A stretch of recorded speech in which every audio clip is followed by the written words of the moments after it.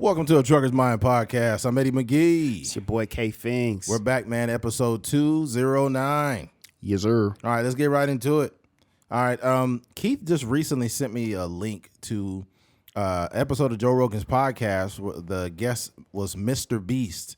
Mr. Beast is a fucking massive YouTuber, one of the biggest YouTubers on the whole platform. And it was a great conversation, right? But not only that, there was like some things we had seen before.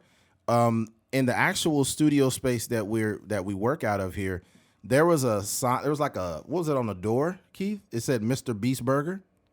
Yeah. The if you walk through the building or whatever, there was like a sticker outside that had the Mr. Beast Burger on there. Yeah, and I didn't know what the fuck that meant when it was up there. I was like, oh, it's a new. I thought it was a new food place inside of this building. Yeah.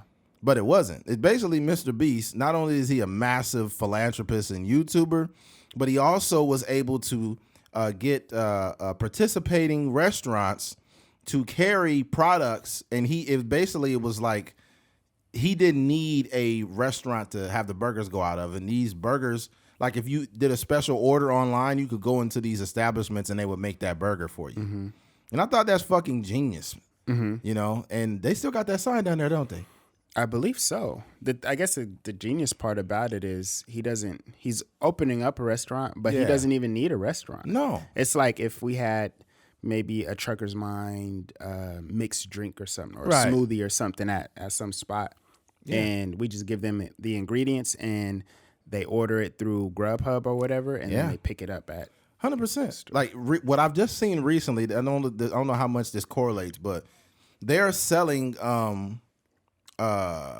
Chick-fil-A sauce at the store. You seen it? No, I didn't see that. Yeah, they're selling that Polynesian sauce. Yeah. I don't know how cool Polynesians are with that shit, man. You selling Polynesian? How many Polynesians making money out that sauce, bro? What if they were selling some barbecue sauce and just called it black sauce? That's wild. That'd be fucked up. Like, ain't no black people making no money off of this? Yeah.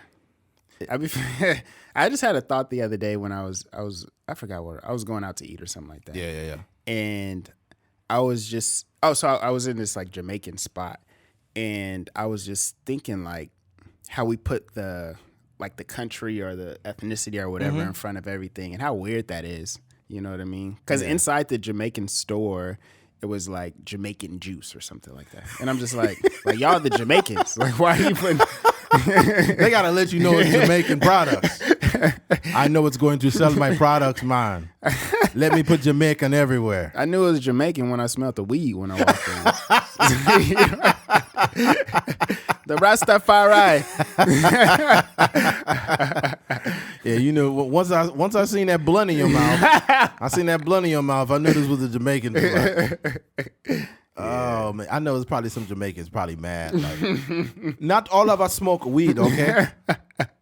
But y'all eat jerk chicken though. Yes, we do eat jerk. Yeah, man. I got love for Jamaicans. Shout out to the Jamaicans, yo. Yeah.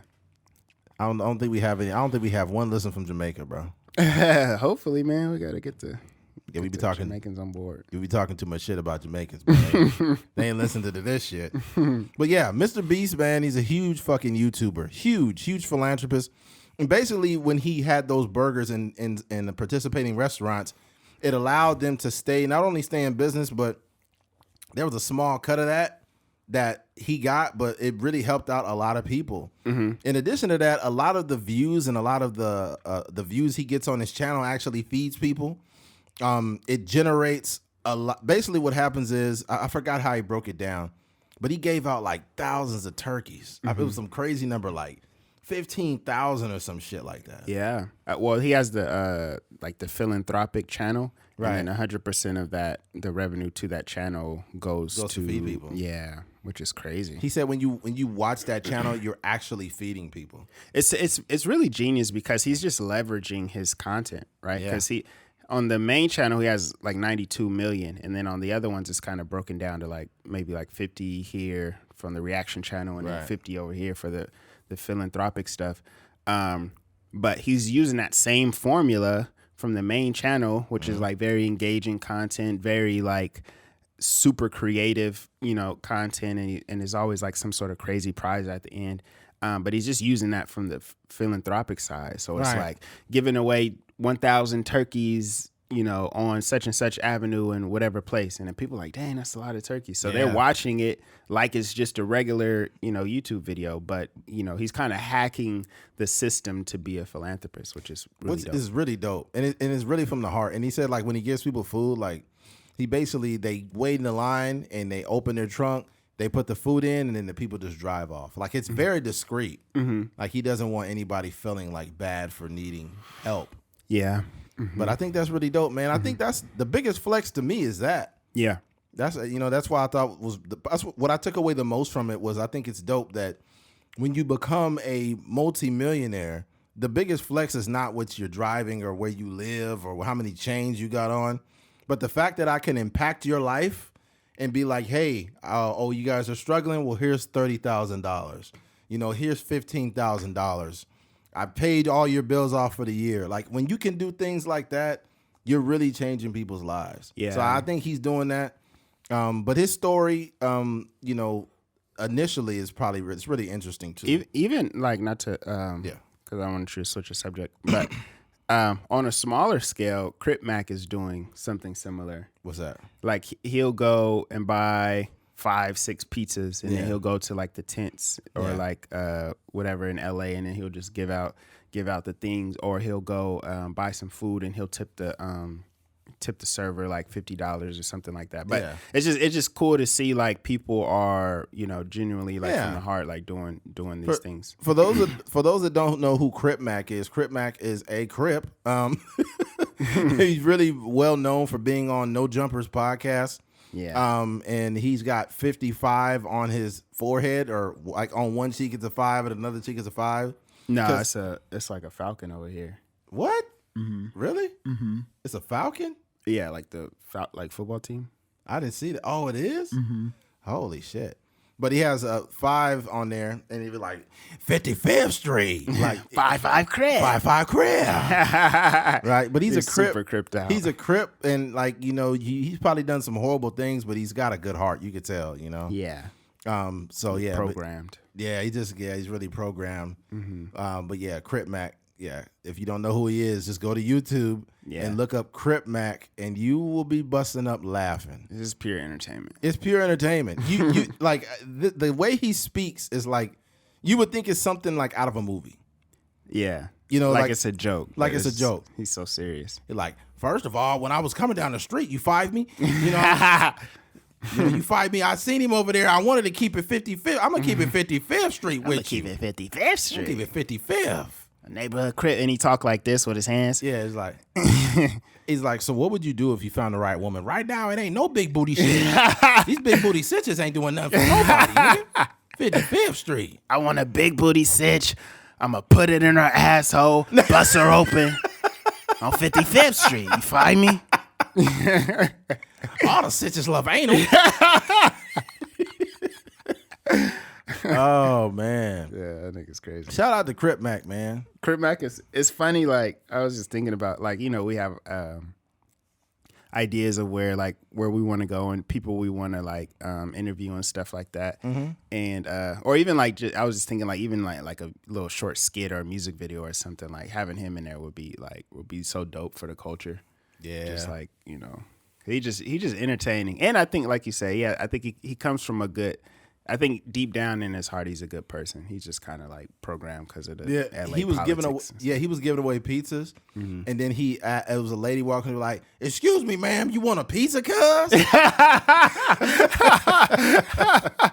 It's so funny because it's like all the skits from the like the LA guys, like the Watts Homie Quan and all them. It's like those skits come from like guys like Crip Mac, so it's pretty funny. Yeah. All right. But yeah, back to what we were saying. Basically, Mr. Beast, when he was a little kid, he was very socially awkward, but he got hooked on YouTube and he wanted to be successful on YouTube as a little kid. He had this laser focus, and it was so laser that he started fucking up in school and shit like that. And then, eventually once he turned like 17 or 18 and it was time for him to go to college, he hadn't made much money. He maybe had made a few thousand, or maybe I think a few hundred. A couple hundred is the most he had made up to that point. And then his mom was like, "You either got to He said you either got to move out or go to college." Mm-hmm. So and he couldn't afford to move out. Yeah, he couldn't afford to move out. So he went to college, but he never went to class. Mm-hmm. And he would just be in his car creating content all day, just creating content. That's wild to go to college, but you just sitting in a parking lot. Just sitting in a parking lot because he hated it. He hated it being in a class. Like, he just said it was completely anti who he was. Mm-hmm. So he just locked in. He would be in there for hours, just content, obsessing. And then finally, he said before you get there, he said that he met a group of people. Yes. Yeah, and then he said that they would sometimes sit on the Skypes for 10 hours at a time, just sharing information and talking about content and YouTube and stuff like that. I'm like, man, that's wild. Can you imagine those conversations? Yeah. He's like, so look, the molecular structure of the yeah. Like, he seems like was very nerdy, but he'd be like, guys, I have the greatest news that ever happened to me. Today, a girl waved at me. They'd be like, oh my God. I came so hard, bro. As soon as she waved, I knew I was gonna come. I knew it. Oh man, can you imagine like a nerd and somebody saying hi to him, like, "Hi James, hi Kimberly," and then he go tell his friend, "Kimberly said hi to me, man." That's so funny, man. Yeah, that's crazy. But the funny thing is the nerds. See, it's the nerds that change the world. Yeah, not the cool guys. It's the Jeff Bezos of the world, the Elon Musk of the world. Yeah, the Steve Jobs of the world. You know, it goes on and on. These people who were either socially awkward, very smart, not really, in tune with the social norms. Those people are the ones that change the world. Yeah. Another one that nobody really knows about, but they kind of do, and I feel like he's on the brink of something massive, is Idris Sandu. Yeah. Idris Sandu, who actually, I won't say he was discovered by Nipsey, but he worked with Nipsey very closely. And Nipsey actually found him. He was in a Starbucks, and he was asking him. Nipsey had walked by him a few times. He was actually, the ironic thing is like the stuff. If you guys would just need to follow him on Instagram. Idris Sandu. You can see all the stuff that he does, but the stuff that he's doing now with all the like virtual reality stuff is stuff that Nipsey Hussle seen when he had walked past him. So it's crazy to see like how however many years later the stuff is like coming to life. Nipsey has exclusive technology in his store or on his clothing brand that doesn't exist anywhere else. It does now. It does now, but you would have to go into his actual store. What I'm saying is like other people have kind of caught on. They've caught on. But what basically it was exclusively in that store for a while, But I think it's really cool how they did that, and it's weird. I can't even fathom how you decode that into a T-shirt. Yeah. Algorithms and codes and technology nuts. And stuff. Yeah. Can you imagine talking to a nerd and you have this crazy idea and you tell a couple nerds and developers and you're like, I'm kind of thinking about having my first movie, but not putting it in the big screens. You would have to buy the T-shirt in order to watch the movie. Oh yeah. Oh, you got to just move a couple of megawatts around and yeah, you get that. You definitely do that. You have to think like it's unfortunate that Nipsey Hussle passed away because who knows what the possibilities of like his content would look like. But that could be a real thing. I mean, especially now, like the guys that are creating content now, we're always trying to be like a step ahead, Yeah. So that could, we could do that ourselves. There's a guy that we interviewed when I was working with Xylo that did that augmented reality stuff, and she showed us like a Tesla he pulled up on his phone, and you could see like everything. You could look inside it and all, wow. and all that. And he showed like the stuff that he did. He did a thing for Lil Wayne where I don't know if it was something, but you pointed the phone at something and it plays the music video.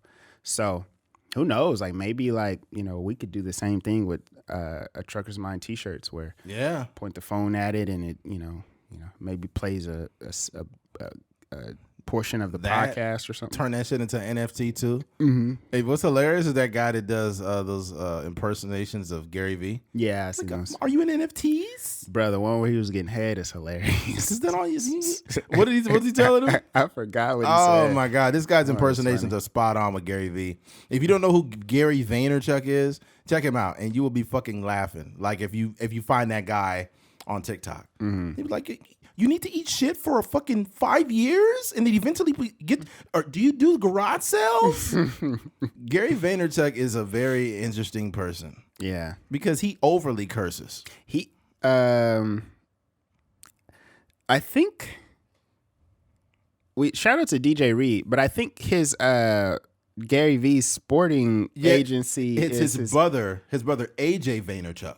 I yeah, think yeah. that's his sports agency. Yeah, yeah. So Yeah, shout out to DJ Reed. Yeah, he got DJ a Reed, big bag. cornerback, now with the Jets, got 3-year, $33 million contract. Yeah. Shout out to DJ Reed, man. He had a long journey to the NFL too. So Yeah, and this is awesome. yeah. You know, this is the awesome thing for him because this is a life-changing contract. Because, you know, if he's smart, I'm pretty sure he is. And if he has, especially if he has good company around, he'll Be good. He'll play out that contract. Yeah. I knew he was gonna get a bag when I seen the different cornerbacks was getting a lot of money. Like the cornerback that we signed to the Niners. Yes. He got like 38 or something like that. 46. 46. And yeah. it was 25 guaranteed, I believe. So I'm like, yeah. So I was like, DJ is right around the corner. And yeah, it's really crazy because he used to play soccer with my brother like back in the day, back in McKinley and stuff. And just to see like people's maturation is really dope. Yeah, that's dope, man. Good for him, man. I'm Yeah. happy for him. That's what all I hope for like the athletes that come from Bakersfield. The success as far as championships and stuff like that is cool. But the way I look at success now is like life-changing money. You know what I mean? Like, yeah. That's what I hope for Tyron. Hopefully Tyron can, he's on the Pelicans now, but hopefully he can just stay on a team where he get a 2-3 year deal. And I'm like, yo, you'll be good for the rest of your life if you can. Yeah. Yeah. And I mean, and not only that, me and Keith are watching people in the podcasting space make a lot of money. Yeah. And we feel like we're deserving of that. If somebody said like right now we'll give you guys $4 million, I'd be like, hey Keith, how do we get 6? Yeah. You know what I mean? Not in an ungrateful way, but because we understand the market, we understand how people are making the content and whatnot. But yeah, we've been jumping around a little bit.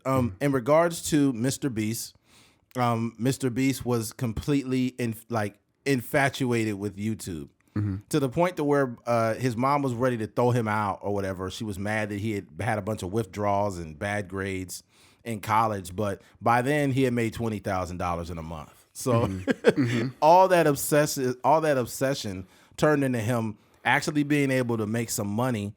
And then his mom was on board. Then she was like, okay, this guy's really doing his thing. And from there, this guy's making millions and millions of dollars. Yeah. That's why it's important to believe in yourself. Yeah. First and foremost. The little sprinkles of like affirmation that you get along the way is important. But above all, I would say like 90% of that got to be your self-belief. Yeah. Like, unwavering faith in, this. And for him, YouTube. Like, I know YouTube is going to work. I just have to keep chugging at it.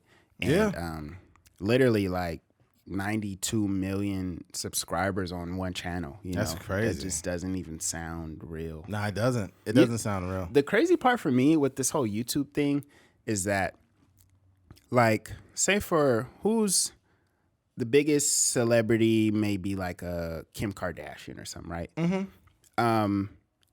Everyone knows who Kim Kardashian is, but Mr. Beast, I had no idea who he was. No. So it's something about YouTube that's just very niche, and I'm still trying to like wrap my mind around it because he could probably even a local guy like Kevin Edwards, right? Like kids know who he is. Like I'll go to the junior highs and be like, oh, I watch his videos all the time or whatever.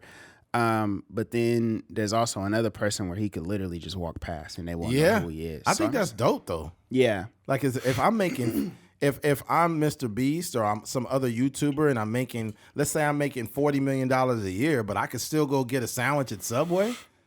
That's a hell of a life to live. Yeah. I could go out and not be noticed. One thing I want to make $40 to $60 million and not have to get Justin Bieber's attention. Yeah.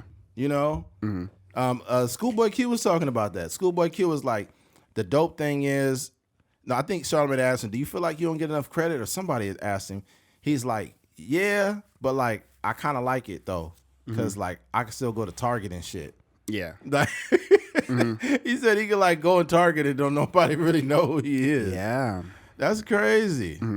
I think I don't know if I necessarily want that. Not that I want to be like not be able to go to a store. Right. But I'm super competitive. So like I don't want to be like on the cusp of being successful. Like I want to be 92 million subscribers. You know what I mean? So I think what Schoolboy Q says is right, the idea of it, but like I would want to be Kendrick Lamar level success, but also like Schoolboy Q level notoriety, which 100%. doesn't necessarily work out. Yeah, it does though. A lot of times you see people that are I'll tell you this much. There's somebody right now that's like some fucking oil tycoon type guy, and he's probably making like $82 million a year. Yeah, but he probably just goes to the country club and he plays golf. Yeah. And no one knows who the fuck he is. But yeah, I'm saying for us, like we're sitting on, there's a camera in front of us. 100%. Yeah, so it doesn't, I mean, that doesn't. Ideally, All right, like guys. you would be like some stock trader and you just sit in a room and, you know, short sell whatever stocks and make millions of dollars. But, you know, when your passion is content, then it doesn't really work. Oh, out yeah. like that. I feel like we're capable of, especially since we've been doing this shit for so long, we're capable of having over 500,000 people listen to this podcast. Yeah. 100%. And you know, the funny thing about it to me is it wouldn't be any pressure for me. It wouldn't be pressure because yes, it'll be different. You'll be bombarded with inboxes. You'll be bombarded with comments and all of that. But like, dog, that's the only price I got to pay for being successful. The fact that I can make a lucrative living off of social media because people invest in the content. I'm not worried about comments or inboxes. Like I'm 37. I've lived 37 years of my life going to a job and living as a regular human being. It's time. God damn it. It's time for us to make some money. Yeah. That's fact. You know? I've been a regular nigga for too long. Yeah. I'm tired of being a regular nigga, man. 30 years of being a regular nigga. And imagine Keith, man. He's nappy headed. This got to be tough. Yeah. Yeah, man. I want to be able to impact people and make a lot of money and help a lot of people. That, like, for me, I feel like everyone's metric for success is different, but I feel mine's is having security, which means millions of dollars. Yeah. To where I never have to work a day in my life. And the only job that I would be doing is investing and like buying rental properties and buying property and buying land and also I'm forgetting the damn word when you give back a lot when you're rich. Philanthropy. Philanthropy, man. Being a philanthropist. Philanthropy. Yeah, philanthropy. Yeah. Yeah, that would something that I would love to do as well. Yeah. Not because I'm the rich guy that is like having videos giving people shit, but because I genuinely have been poor. Yeah, for sure. That shit don't feel good, and it feels like no one can help you. But when you're the guy that went from being poor to actually having the means to help out thousands of people, you know how good it would make me feel to feed 50,000 people? That would feel great. Yeah. And those are that. I mean, we talked about it before, but those like paying it forward, I guess you always hear these stories. Like I think guys like Deshaun Watson and some other guys, like they'll be doing an interview and they'll be like, "Yo, back in the day when such and such NFL player came to the hood and he paid everybody's rent, or he had a program that helped single moms, or and then Work 5, done. 6, 8 years later, these guys are in the NFL or they Division I athletes, and they just do the same thing, and it's like a cycle. So I think for me, like with my philanthropy in the future, I definitely want to do something where it's like it's curated to help like the underprivileged people that just need some resources. So if you in the hood and you love technology or something like that, or you may be like have an interest in stuff like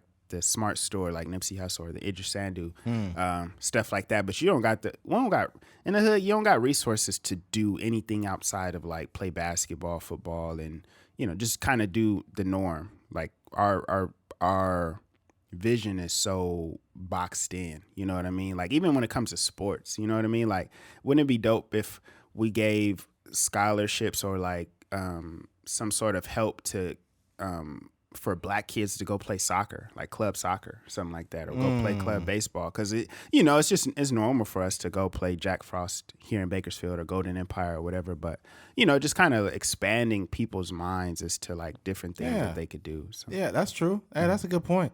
The things like hockey, a lot of black kids don't gravitate to it. I only knew like 2 kids that I went to school with that played hockey. Yeah, shout out to Pat Horn. He was one of them. Pat Horn and my homie Mario's little brother. It was Dion, I think. Yeah, Dion Kincaid. He played hockey too. I went to school with him. Yeah, he's a little older than you though. Damn, you went to school with him? He must have been a senior when you was a freshman or something. No, he wasn't that old. Really? He was. I went to school with him in elementary, so he would have when he was in the 6th grade. I might have been in like the 4th grade or something. Oh shit! Really? Yeah. Oh wow! He's only 2 years older than you? It had to have been because y'all was at BHS together. I believe so. I don't really remember him at BHS, but definitely in elementary because he would do everything. Like we had the, you sell stuff at school, like the little magazines or whatever, where you selling chocolates or whatever. He was always number 1. So he was like the darling at school. Yeah, I remember I think they still have those bars, those chocolate bars. But they back in the day they was $1. I imagine because of inflation they like $3. Yeah, it's like $3 candy bars. I'm like, them is the same bars when I was in school. Yeah, I refused to pay $3 for that shit. Yeah. It's like, that's if one of my kids brought that home, I would switch up the hustle. Yeah, I think I don't know if I've seen this in like a skit or something like that, but it's like they're making you do all this work only to give you like a little comic book at the end of like you sell $300-$400 worth of stuff, they're gonna give you like a comic book or a Nerf football or something. Hold on, those candy bars. We used to have this big like magazine that had a list of prizes depending on what you sold. You know what I'm talking about? And it would be like, some big canister of like popcorn, or be like some type of toy or whatever. Just trash gifts. Just trash gifts. You mean to tell me like this is child labor, man? Oh, facts. Yeah. Yeah, you got me out here walking around selling niggas candy just so you could give me a candy cane? Yeah. The fuck is this shit? And I don't know where the money is going. Yeah, this is the dark side of capitalism. Yeah. Yeah, that shit is wild, bro. I bought this kid's whole box of candy he had. I was like, what you got in that box? He's like, I got caramel and regular chocolate, and then it was like the one with the little Rice Krispies in it. I was like, give me that whole box. Yeah. And he's like, you want to buy the whole box? I'm like, yeah. And then I just counted them all. He had a box that was open. I was like, nah, give me the other one. So I just bought that whole box from him. Yeah. And he was like, oh, man. And then I just went out and just started giving people candy. Yeah. Sometimes you got to just bless a kid. Like I remember I have the game up there. It's like NBA 2K5 or something like that. Uh-huh. And the kid he looked like he needed a little bit of change, but he was selling the game. And obviously no one can do anything with the game. Yeah. But I initially said no, and I thought about it. I was like, man, like the kid, he could probably use that money. Yeah, you know exactly. What I mean? Right, and I don't necessarily need the couple dollars that he was charging for it. Yeah. So I just bought it from him, and it just sit up there. How much did he sell it to you for? I don't remember. I don't. Maybe he probably $5. just needed money real bad. Yeah. Because 2K5, god damn. Yeah. That's old. That's 2K5. Sometimes those kids only have the courage to talk to other black people too. Yeah. So I was like, his hair is nappy too. Hey. Yeah, man. Mm-hmm. Yo, literally, bro. on Friday, bro. My right hand of God. I'm not playing. I swear. I was coming from Waba Grill, and I was freaking hungry. But I ate my food. I go to my truck, and I'm about to go to work, and some dude walked up to me. This young, well, probably around my age, is younger black dude. He walked up to me with money in his hand, like he walking towards me, like, "Hey, bro, hey man, you know if you got a couple dollars, man, I need something to eat, man."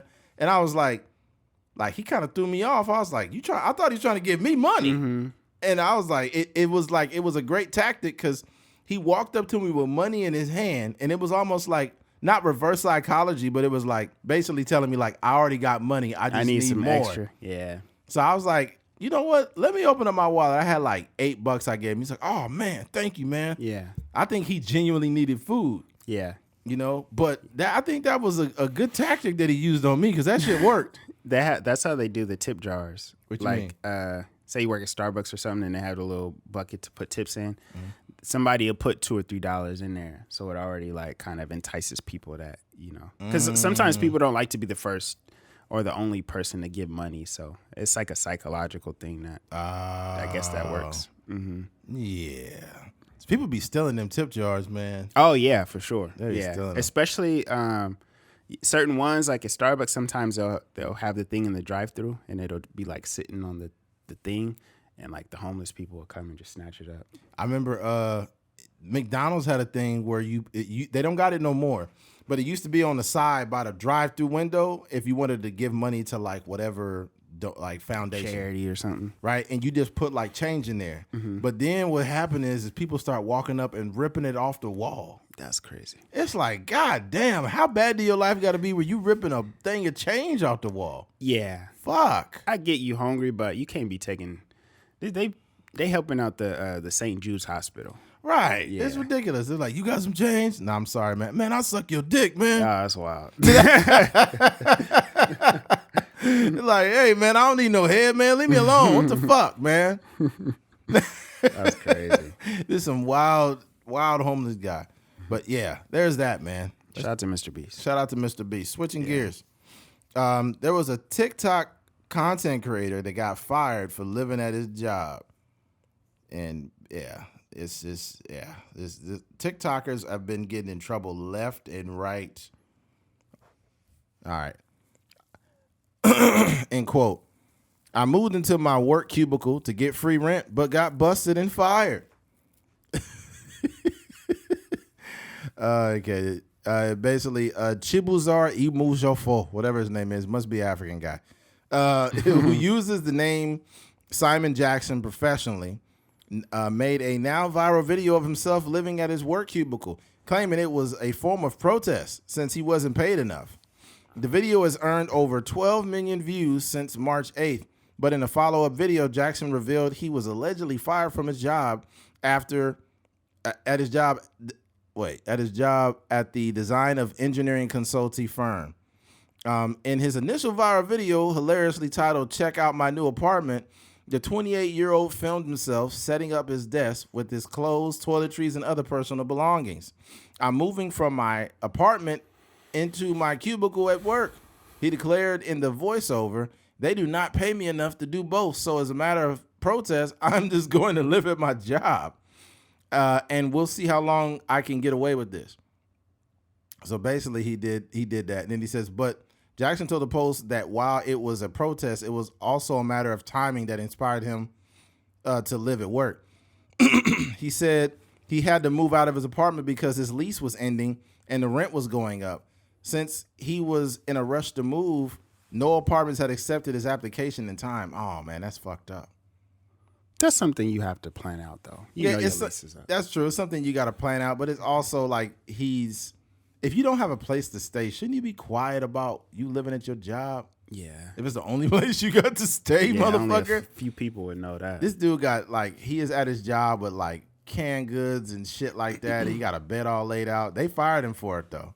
Yeah. What I'll say about this is like, I think that people get lost in the sauce sometimes. I think that sometimes people that are putting these viral TikToks up, they're like, in the back of their mind, they're like, you know what? This got 12 million views. I could do this shit for a living. And I don't blame them, but I think there's a calculated time frame. Like, I'm not going to quit my job as a truck driver to be a full-time podcaster. I haven't made any fucking money yet. Yeah. All we got is some clap cleats. Yeah, all we got is the clap cleats, man. That's it. But the thing about it, man, it's like some people are willing to risk. They're willing to risk things without any real plan. Yeah. I think that sometimes it's important not to have a plan B sometimes. But in this case, this is when clout chasing goes bad. Yeah. Yeah, this is kind of a clout chase, but he got 12 million views. So if you got 12 million views, it worked from that aspect. Yeah. I think the unfortunate part is, like, back in the day, we would have like Rosa Parks and these type of like real political figures that, would do bus sit-ins and stuff. And then we have like niggas like this, like, his protest is just sleeping at his job. Yeah. Like, come on, dog. But I think it's a joke, as far as the Rosa Parks thing. But I just would say that they would actually think about things beforehand. I'm sure there was like a conversation or like, there was communication amongst like activists and stuff like, hey, on this day we're going to sit in, or, maybe it was just her being tired of everything that's been going on. But it was just a calculated thing. This is just like, it doesn't really make sense. You know what I mean? I guess the goal to me doesn't make sense. Like, what did you expect, that they were going to pay you more because you were sleeping at their job? Essentially, what that gives them leverage to do is fire you and probably replace you by somebody that they can charge less. They can pay less money to. Oh yeah, because whatever raises you got so far, they don't got to give that to the new person. Mm-hmm. So start from ground zero. Exactly. What's crazy about Rosa Parks is she fought for black people. This dude just fought for TikTok. Yeah. Yo, it's wild that black people had to fight for the most basic shit. Yeah. Sit on the front of a bus. A place to sit on a bus? That's wild. That's fucking wild. Like, black people, it'd be like weird stuff. You can't eat sandwiches in here, nigga. Get out of here. You can't be in my cafe. What are you doing? Yeah. That was the old school racist voice. Yeah. You can't be inside of here. Gotta get out of here, niggers. Yeah. Back in the day, people said Negro. Yeah. So it'd be like, how do you feel? This one dude was interviewing people. How do you feel about the Negro in America? Yeah. And he was like, well, I feel the Negroes are equal to everyone else. I don't see what the problem is with anybody. He's like, thank you. Next person. They were interviewing people after Martin Luther King died. Yeah, Martin Luther King. Like, I think the Negroes are just as capable as anyone else. That surprised me. That video surprised me a lot. Yeah, like there was like one guy that said like some edgy stuff. There was a couple people that said some fucked up shit. But for the most part, most of them were like, yeah, I don't see a problem with it. They don't bother me. I think that Negroes need to get jobs. Yeah, yeah. It's like, Negroes always want to start problems. They got to stop starting problems. Yeah. Eat your sandwiches at Negroes only restaurants. We do not want any more Negroes here. Negroes always bringing their big dicks to our neighborhood, sleeping with our wives. Yo, I wonder who started that stereotype, yo. It couldn't have been us. A white woman? I don't know, bro. I don't know. Yeah. I don't know. I just think that that's a stereotype that we're not responsible for that. Mm-hmm. I'm not responsible for it. I'm not running around saying that. That's crazy. Yeah, I'm just living my life. I'm just living my life, bro. It's all relative too. Yeah. Mm-hmm. I think there's some stereotypes. Some stereotypes are based in truth, and some are based in just being stereotypes. Well, you got to think like when the Europeans probably went to Africa, it was probably a lot of unclothed Africans running around, like real mandingos. You know what I mean? Yeah. So it was if you're a white man, you getting off the boat and you looking at all these Africans running down with dicks to their kneecaps. They out there like big old dick. Capture him. That's crazy. Yeah, that's wild, yo. They chaining them up, and then it's like the ones that go around their wrists, and then it's like a third extension that go around their dick. I'm like just dragging on the ground. We gotta stop making jokes about slavery, yo. We gotta stop joking about slavery, bro. Oh man. That's crazy. Yeah. Yeah, that's wild, bro. Crazy. Man. But yeah, I think I don't know, when you really have a gripe about your job, to me, this whole story just points out to me that he's just not very calculated, right? Like, one, his lease ran out. Your lease doesn't just run out. It's not like a meter on a a parking meter. You have an idea. Yeah, you sign your lease for 6 months, a year, whatever the case may be. So on whatever date this is going to happen. And they're probably telling you, I don't know how far in advance, but they're for sure letting you know that the rent is going to go up. Like here at the office, there was like things going around that the rent might go up, and they let us know probably like 4 months. I would say 4 months in advance. So you just have an idea. But from that, that shows me that he hasn't really thought out much of anything. And then to try to go incognito and sleep in your cubicle at work, but then also not incognito because you're sharing it on TikTok, which we all know that TikTok is a platform where you can go viral at any moment. I've seen a bunch of people that I vaguely know that I've been swiping through, and they from Bakersfield. I'm like, oh, I've seen this person before. My cousin's girlfriend got like 20,000 followers on there. Wow. I know another artist on there. She has like 60,000. I know a couple other people that got like 50,000. So it's just like, and they're not posting amazing content. They're posting regular content, and it's garnering a bunch of views. So that's TikTok. So for him to, I don't know what he thought. I could understand. I could even understand it a little bit more if he's sharing that on like a personal social media, like Facebook, or Instagram or something like that, where you tend to have to know the person to view their content. But I just don't see what the goal was. He just got fired, and maybe he thought that some people have sympathy for him, so it may be some other job that are, like sometimes like people will post like, hey, I just got fired from my job because I didn't want to cut my dreads or something. And then it'd be like some company out there that'll be like, hey, you can work here or whatever. Yeah. But this one, I don't think no one's going to reach out. People like TikTok, like is getting a lot of people fired. Well, actually, it's not. TikTok's not getting no one fired. The people content that they're fucking posting is. Yeah. This dude was working at this chicken place and he said, welcome to Bucko's, where your girl could get a chicken slider and a dick insider, right?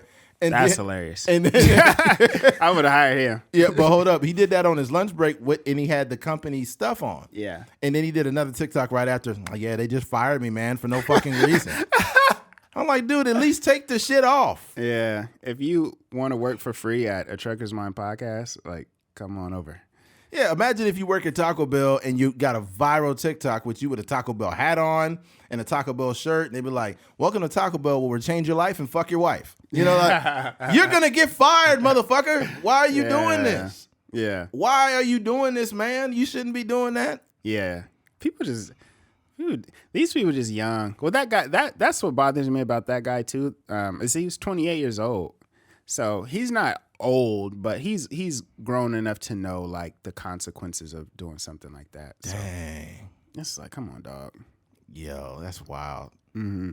Wonder if like how many slogans, fake slogans people make up working at a restaurant and make it like sexual and they get fucking fired. You also like working at those restaurants, it'd be so mundane. You got to spice it up sometimes. Yeah. Yeah. If you at the McDonald's drive-thru and it's just same thing, some McDoubles here, Big Macs here, and you young, you might be like a teenager, like 20, 21 years old. You probably want to just like, I don't know, just throw some.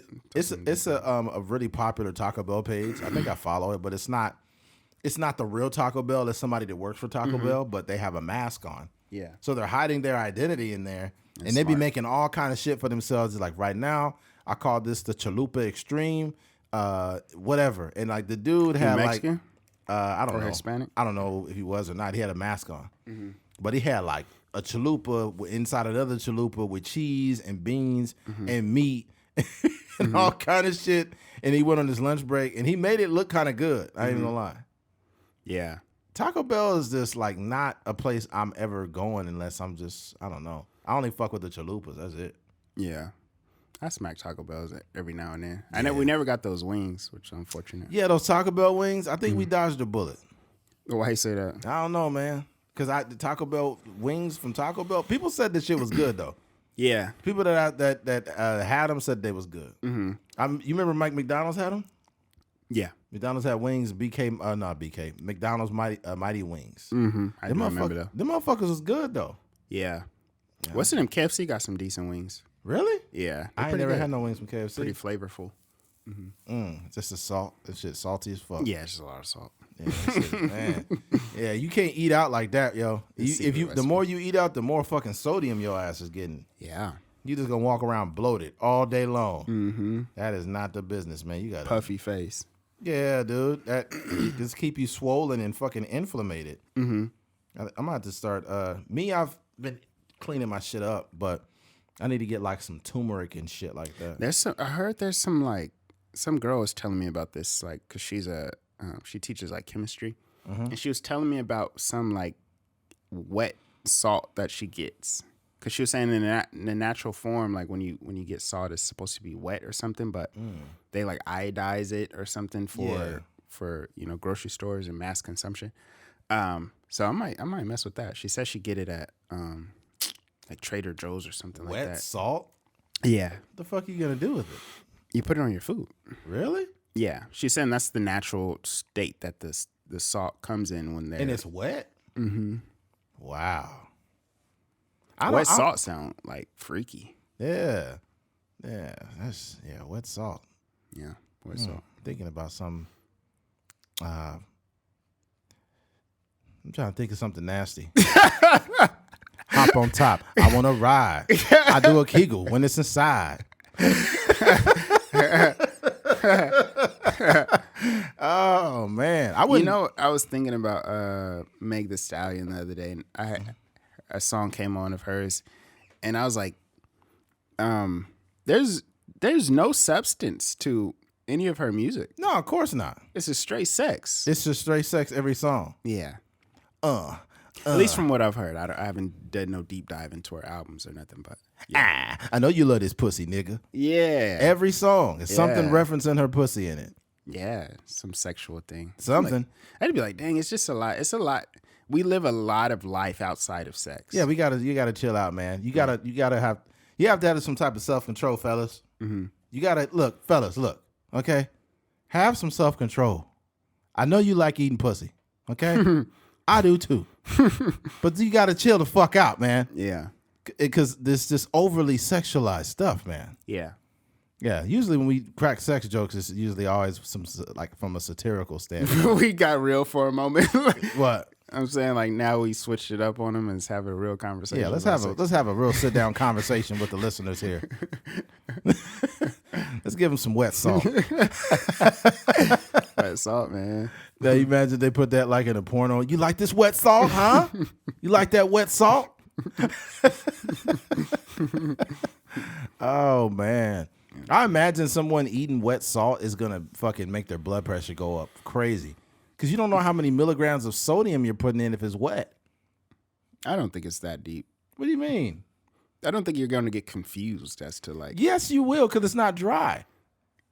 They have nutrition facts. You're buying it in a store. I know, but you got to understand. Each thing that comes out, it's within servings. So whenever you like put liquid in something, it throws it all off. I'm sure they calculate it for it. This is not... You're not buying it from a farmer's market. This is a real... You're buying it out of a store. Yeah, all right, man. I wouldn't do it. Don't do it, man. You can get Rocky salt too, though. But it's healthier for you because it's not iodized. Yeah, I guess. And yeah. How much healthier are you trying to go? I don't know. It just depends on the person, I guess. It's like straight from the ocean. I don't know. I don't know where it's from. And this is... I would have to read the whole conversation. So this is just a text message thread that we had.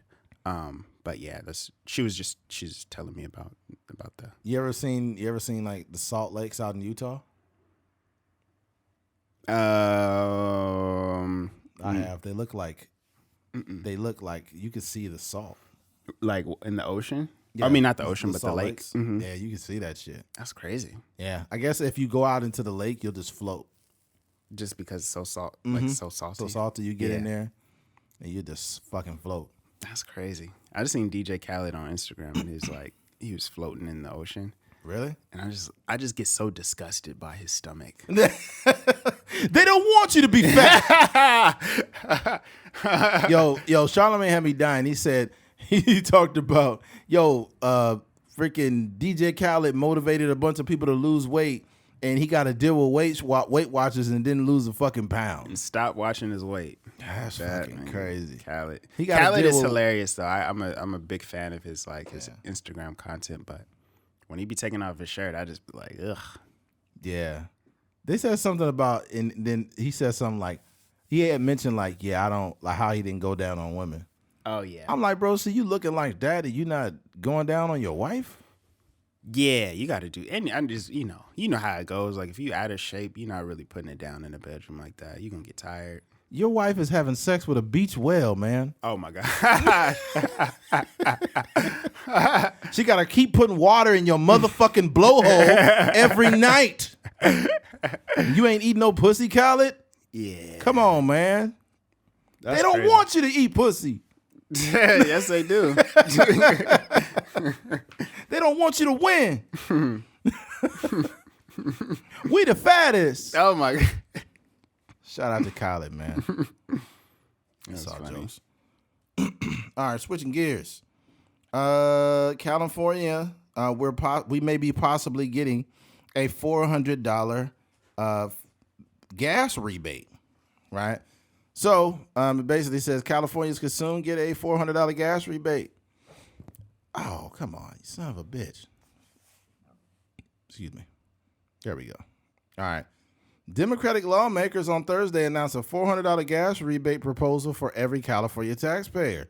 The proposal would use $9 billion of the state's budget surplus to provide the rebate, which is expected to cover the 51.1 cent per gallon gas tax for a full year of weekly fill-ups for a car with a 15-gallon tank. Many Californians are feeling severe financial pain at the pump and looking to California leaders for help. And said Assemblyman Connie, whatever the fuck, we believe the rebate is the best approach to directly put money into people's pockets. Well, this is where I kind of disagree with the Democrats here. I don't mind the $400, but it ain't gonna do shit.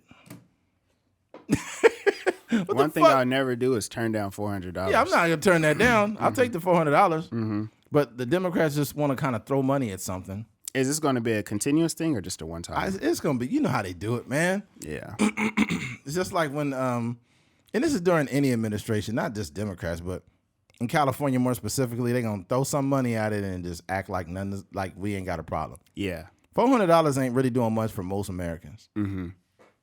It's free money. Yeah. But people gonna end up getting that money going to get some food because people ain't got no fucking food because they get spent all their money on gas. Yeah. What I've realized is that like none of this is doing anything. Like Fuck no.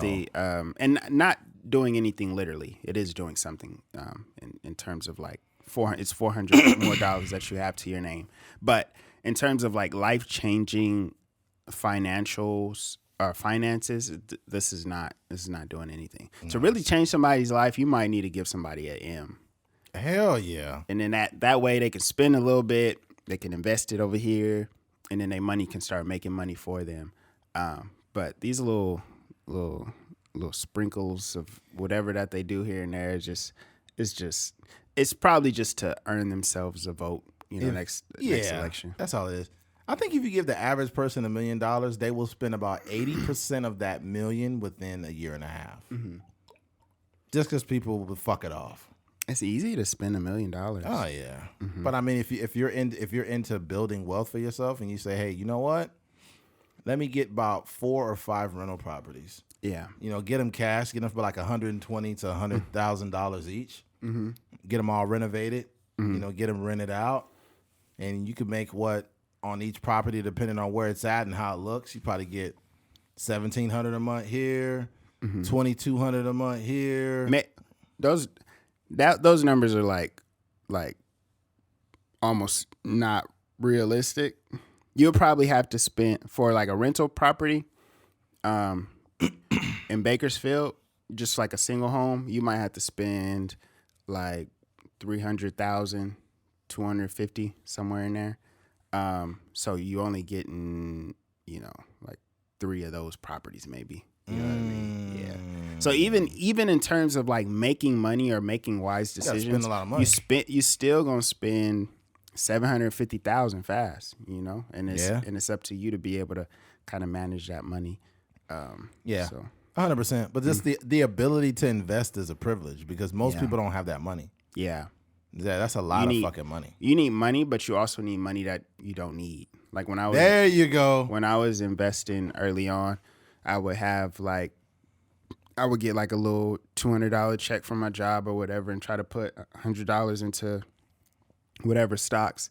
But then I needed it, 2 weeks later. So I got to dump the money out. But now I have it to where I don't really touch the money. So you kind of reap the benefits from it. But that's the issue. I mean, we always go back to that one Atlanta episode where, the pit bulls. Yeah. Donald Glover is getting a runaround. Because they invested in like the pit bull, and then he took him over here and over here, and then at the end of the episode he's like, "Yo, I can't wait. Like my bills are due now. I got to get my kid diapers and stuff now." So, but yeah, that's the plight in America. Like it's like every day. Gas is every day. You know what I mean? You gotta get to work to make money. Yeah, it's crazy. Yeah, it's nuts, man. But ultimately, I look at this kind of like the same way I looked at the stimulus checks. Mm-hmm. Like, I think the government understands that they are not as much money as they tax us, and as much money as we fucking get killed on. The best they could do is a $400 check, and the best they could do is a $1,200 stimulus check. Mm-hmm. Like, people literally have businesses out here that I think Joe Rogan was talking about it. 32% of businesses in LA are gone indefinitely. It's places. Somebody was telling me like out in Oakland, there was this guy who was like born and raised there, and he wanted to have his 50th birthday party at this specific restaurant, but the restaurant got shut down during COVID. God.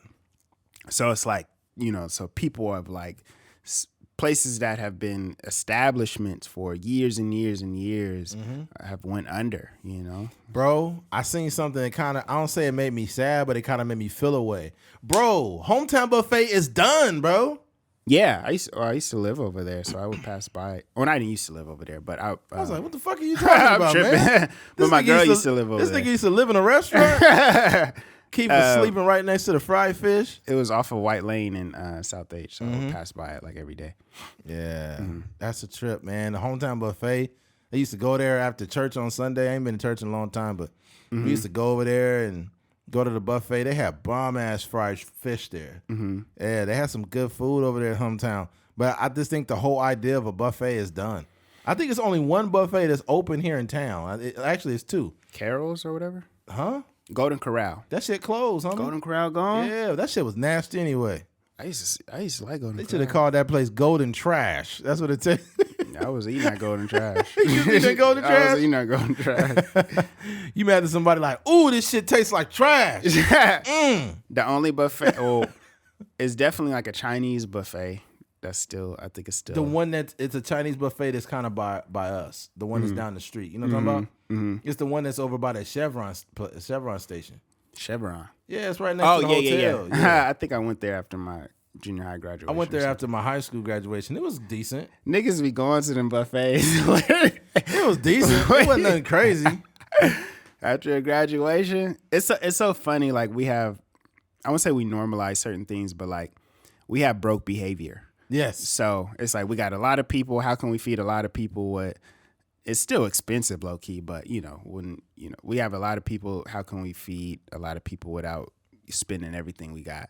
And that's usually a buffet. Nobody eats more pizza than poor people. Yeah.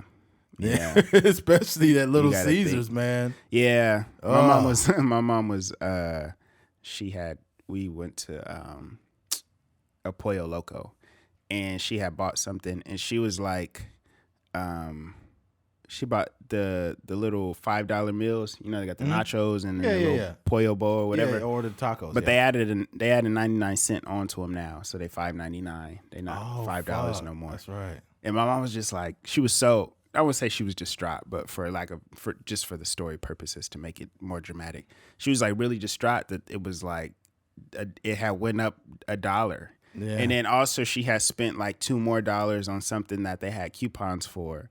And, you know, because they gave her the coupons after she ordered the food. Yeah. And I was just like, dang. Like, Mom, we got to get rich because, like, $3 is not $3 shouldn't put you in a mood like this. Yeah. Maxwell was talking about the gas prices. And he was like, y'all really complaining about gas prices? You need to create a life for yourself where it doesn't matter how much gas costs. And he was right. Mm-hmm. I know that it may sound fucked up, right?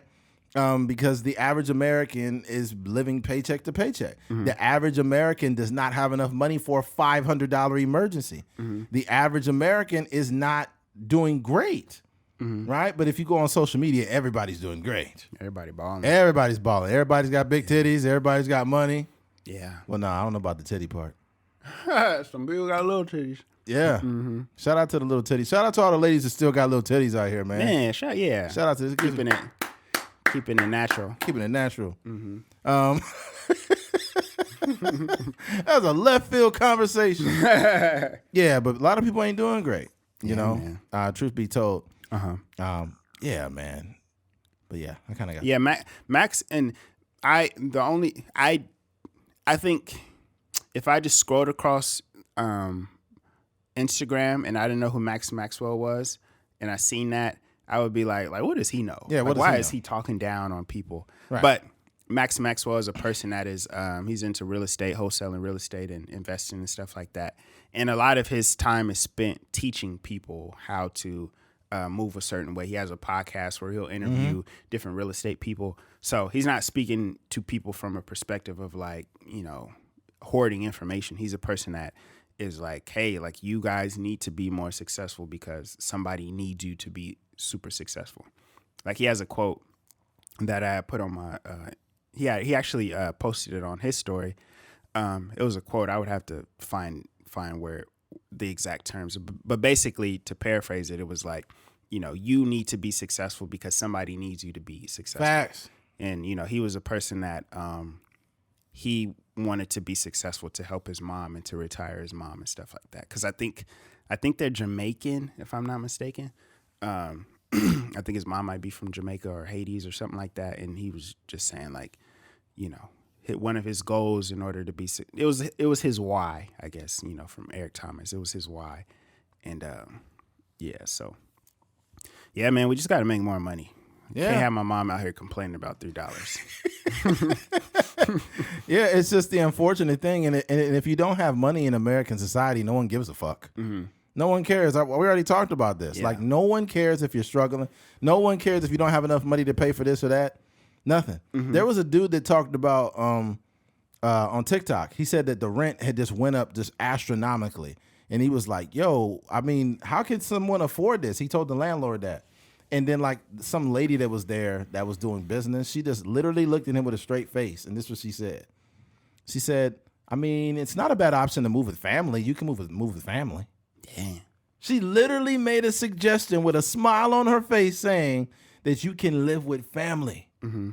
And acted like it was a good suggestion. Mm-hmm. This goes to show you no one gives a fuck if you're struggling. If you need to go cry, do whatever you need to do that. But no one cares. Mm-hmm. It sucks. You just have to, you can't get caught on your back. You know, I've been through a lot of situations. There was a time in 2007, 2008, right around there. Mm-hmm. Yeah, 2007, I believe it was. In 2007, I fell on some tough times. I was living at Keith's brother's house on his couch. Mm-hmm. I didn't have nowhere to go. I was broke. Mm-hmm. I didn't have shit. You know, so it was a tough time for me, you know, and I've been through some shit. Yeah. And, you know, no one really cares when the shit hits the fan. Like, if you poor, you got to dig yourself out that hole. You better figure it out. Yeah. Yeah, that's the most simple way to put it. Like, that I mean, in terms of even the first conversation we had about gas, like, we just have to figure out a way to make more money, you know? Yeah. That whole, somebody broke it down. Maybe Grant Cardone, he was talking about, and this is just like widely known knowledge, but he was talking about how saving is not going to get you to wealth. You gotta make more money. That's just the most simplest way to put it. Yeah, we have to make more money in order to put ourselves in position to. Yeah, making a lot of money gives you this privilege. Making money gives you the privilege to make more money. So, for example, if I've got $4 million in my account, but I know if I invest in this thing, and it could potentially make me $12 million. If this project that I invest in falls flat, I still have $2 million that I could still make like many investments, whether it's in real estate or whatever else it's in. I still have $2 million, a $2 million nest egg. You know what I mean? Mm-hmm. But if you don't got that type of money, you can't make a lot of money. Yeah. Period. Like a guy like me, I work a job, but here's the difference.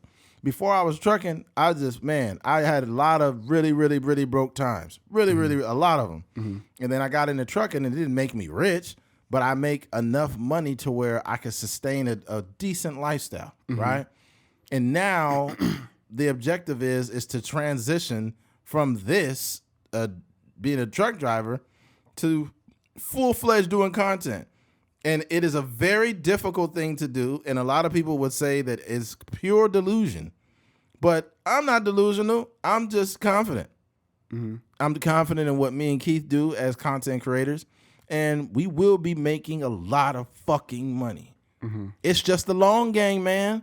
Next month will be 4 years. Yeah. 4 full years.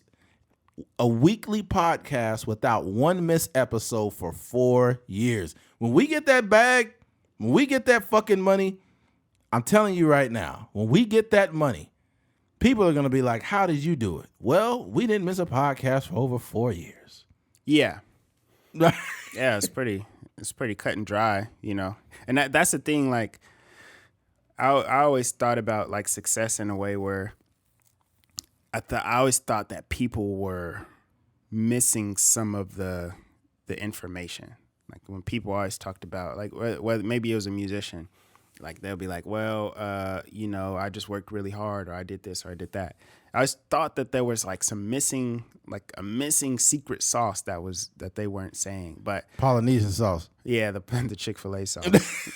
But when you really are in it, when you're in the race, you realize that that's pretty much, there's a little bit more. There's like some other nuances to it, but the biggest thing is like consistency and, you know, growth and trying to better yourself, better your content and stuff like that. And it usually pans out, you know?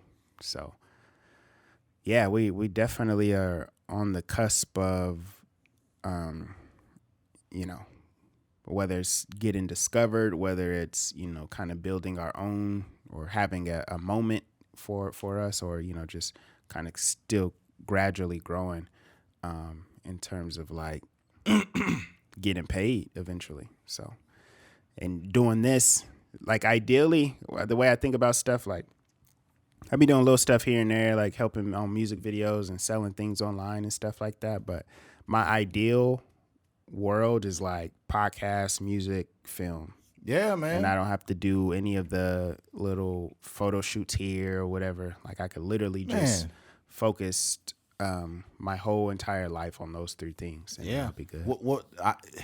I almost thought about taking one of those JP Morgan deals, but I was like, we couldn't do that because they would own all our fucking content.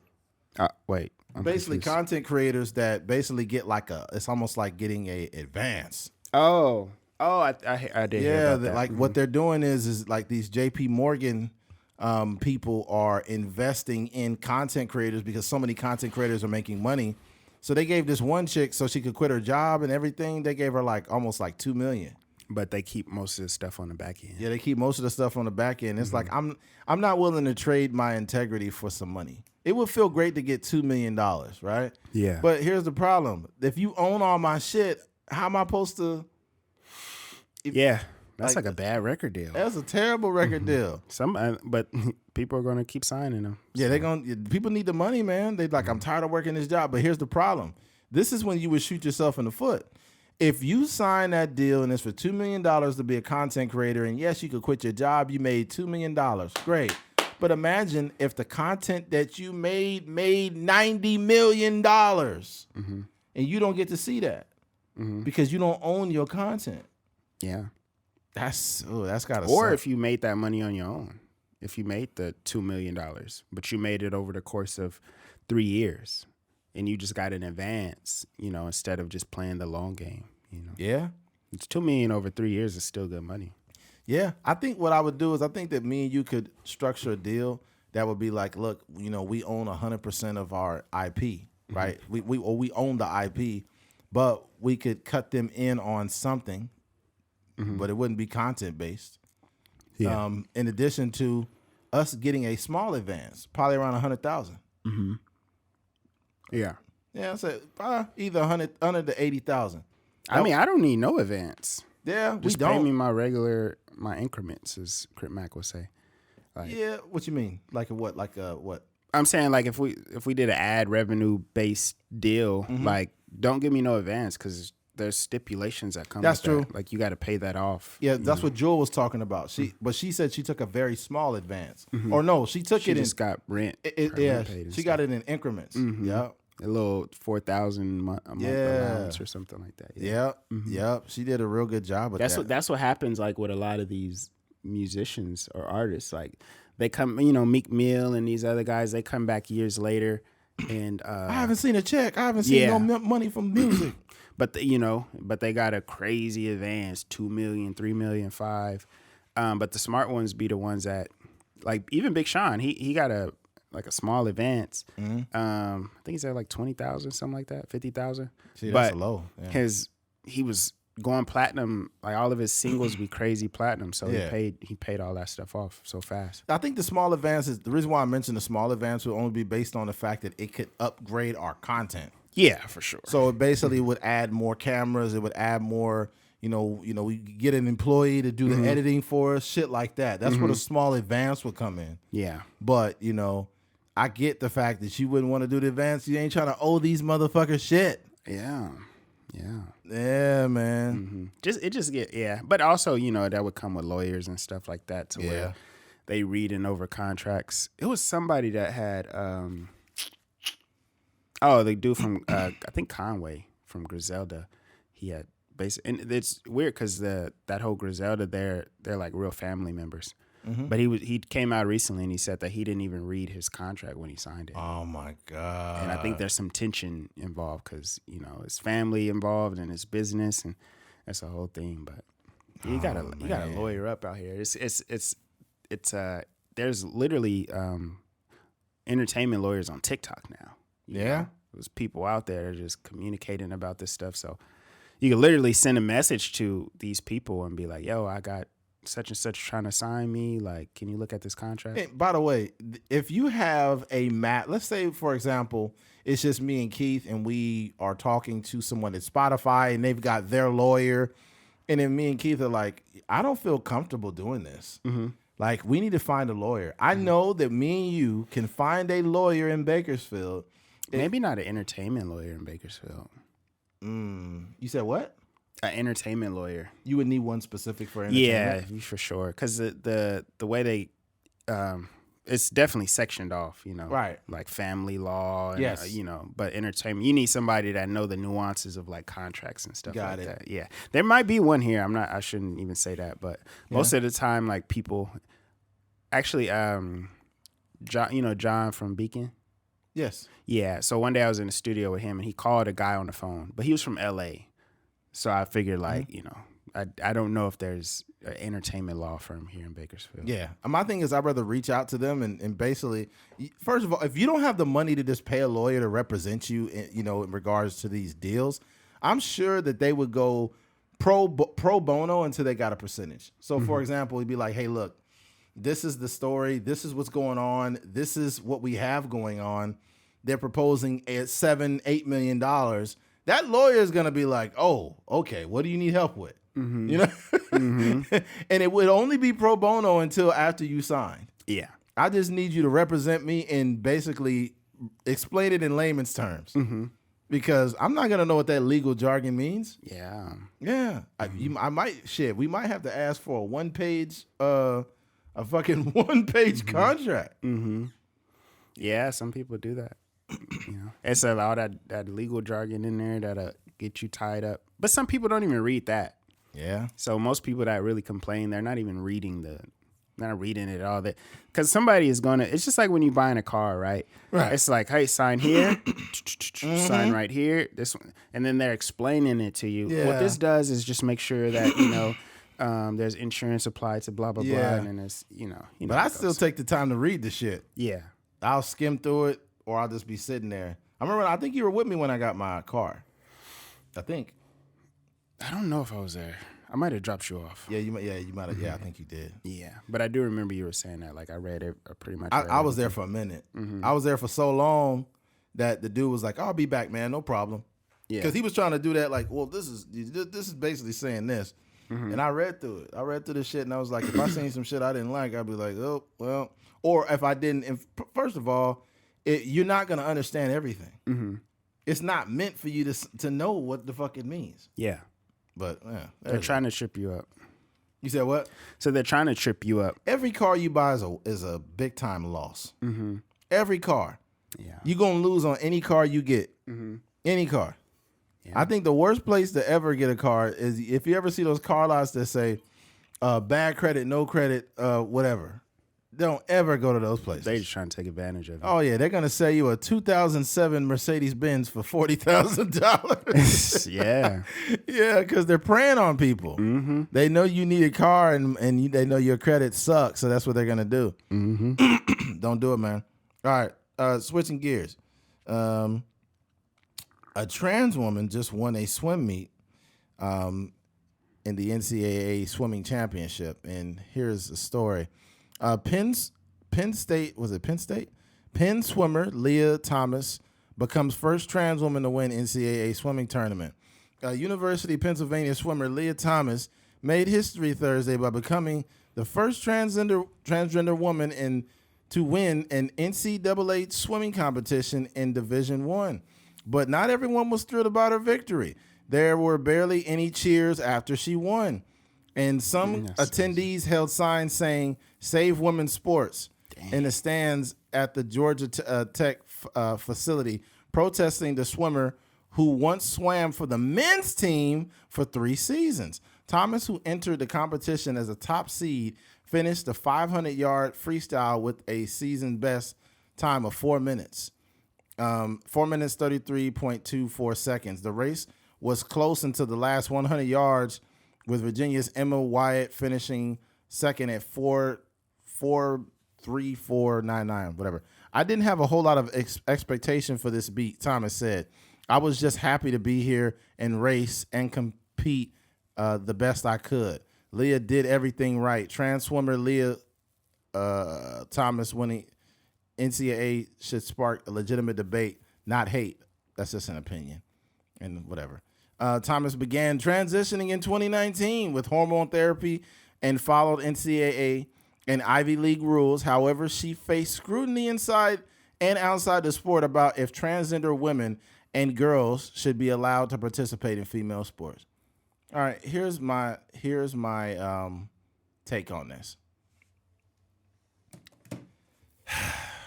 All right. I think that if I was to ask extremely liberal people, right? Because more or less, this is more, I won't say pushed, but I say it's more pushed from the liberal side than conservative side, right? If I were to ask a bunch of liberal women and say, hey, do you believe that, a lot of times throughout history, men have taken opportunities away from women?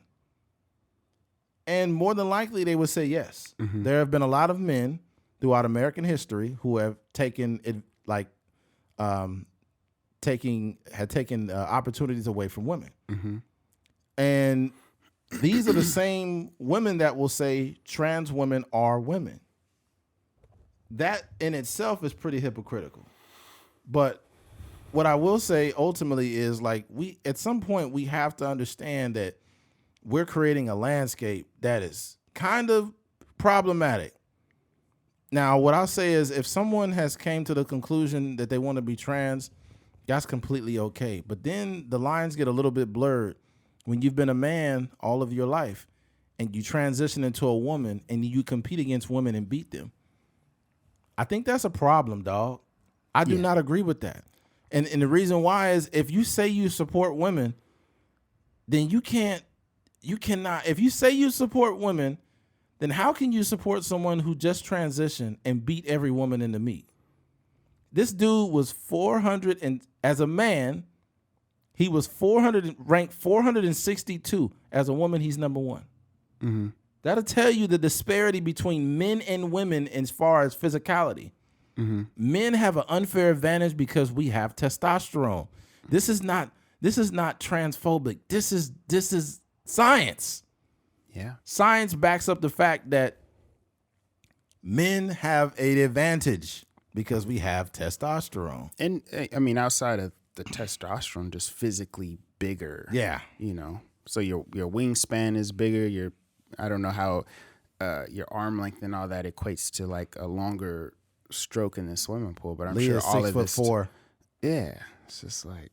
Yeah, this is beyond not okay. Mm-hmm. And it's not saying it's not okay because she's trans. It's not okay because she's not a woman biologically. And it's not okay. I just don't trust human nature. No. I think that like I made the trans Armstrong joke back in the day. What? I didn't hear that. Wait, what? Remember the girl, she was like competing, she was like a cyclist and she had won some record. Oh no, I don't remember that. It was like part of my stand-up bit or whatever. Oh, okay. Yeah. So like, yeah, she was the girl, she won a cycling thing, and then I was just like, you can't really be the trans Armstrong of women cycling and expect us not to say nothing. But I just don't trust human nature. So I know that there are people that can take advantage of this. Yes. It's one thing to feel, in your depths of your soul that you were born in the wrong body and all this.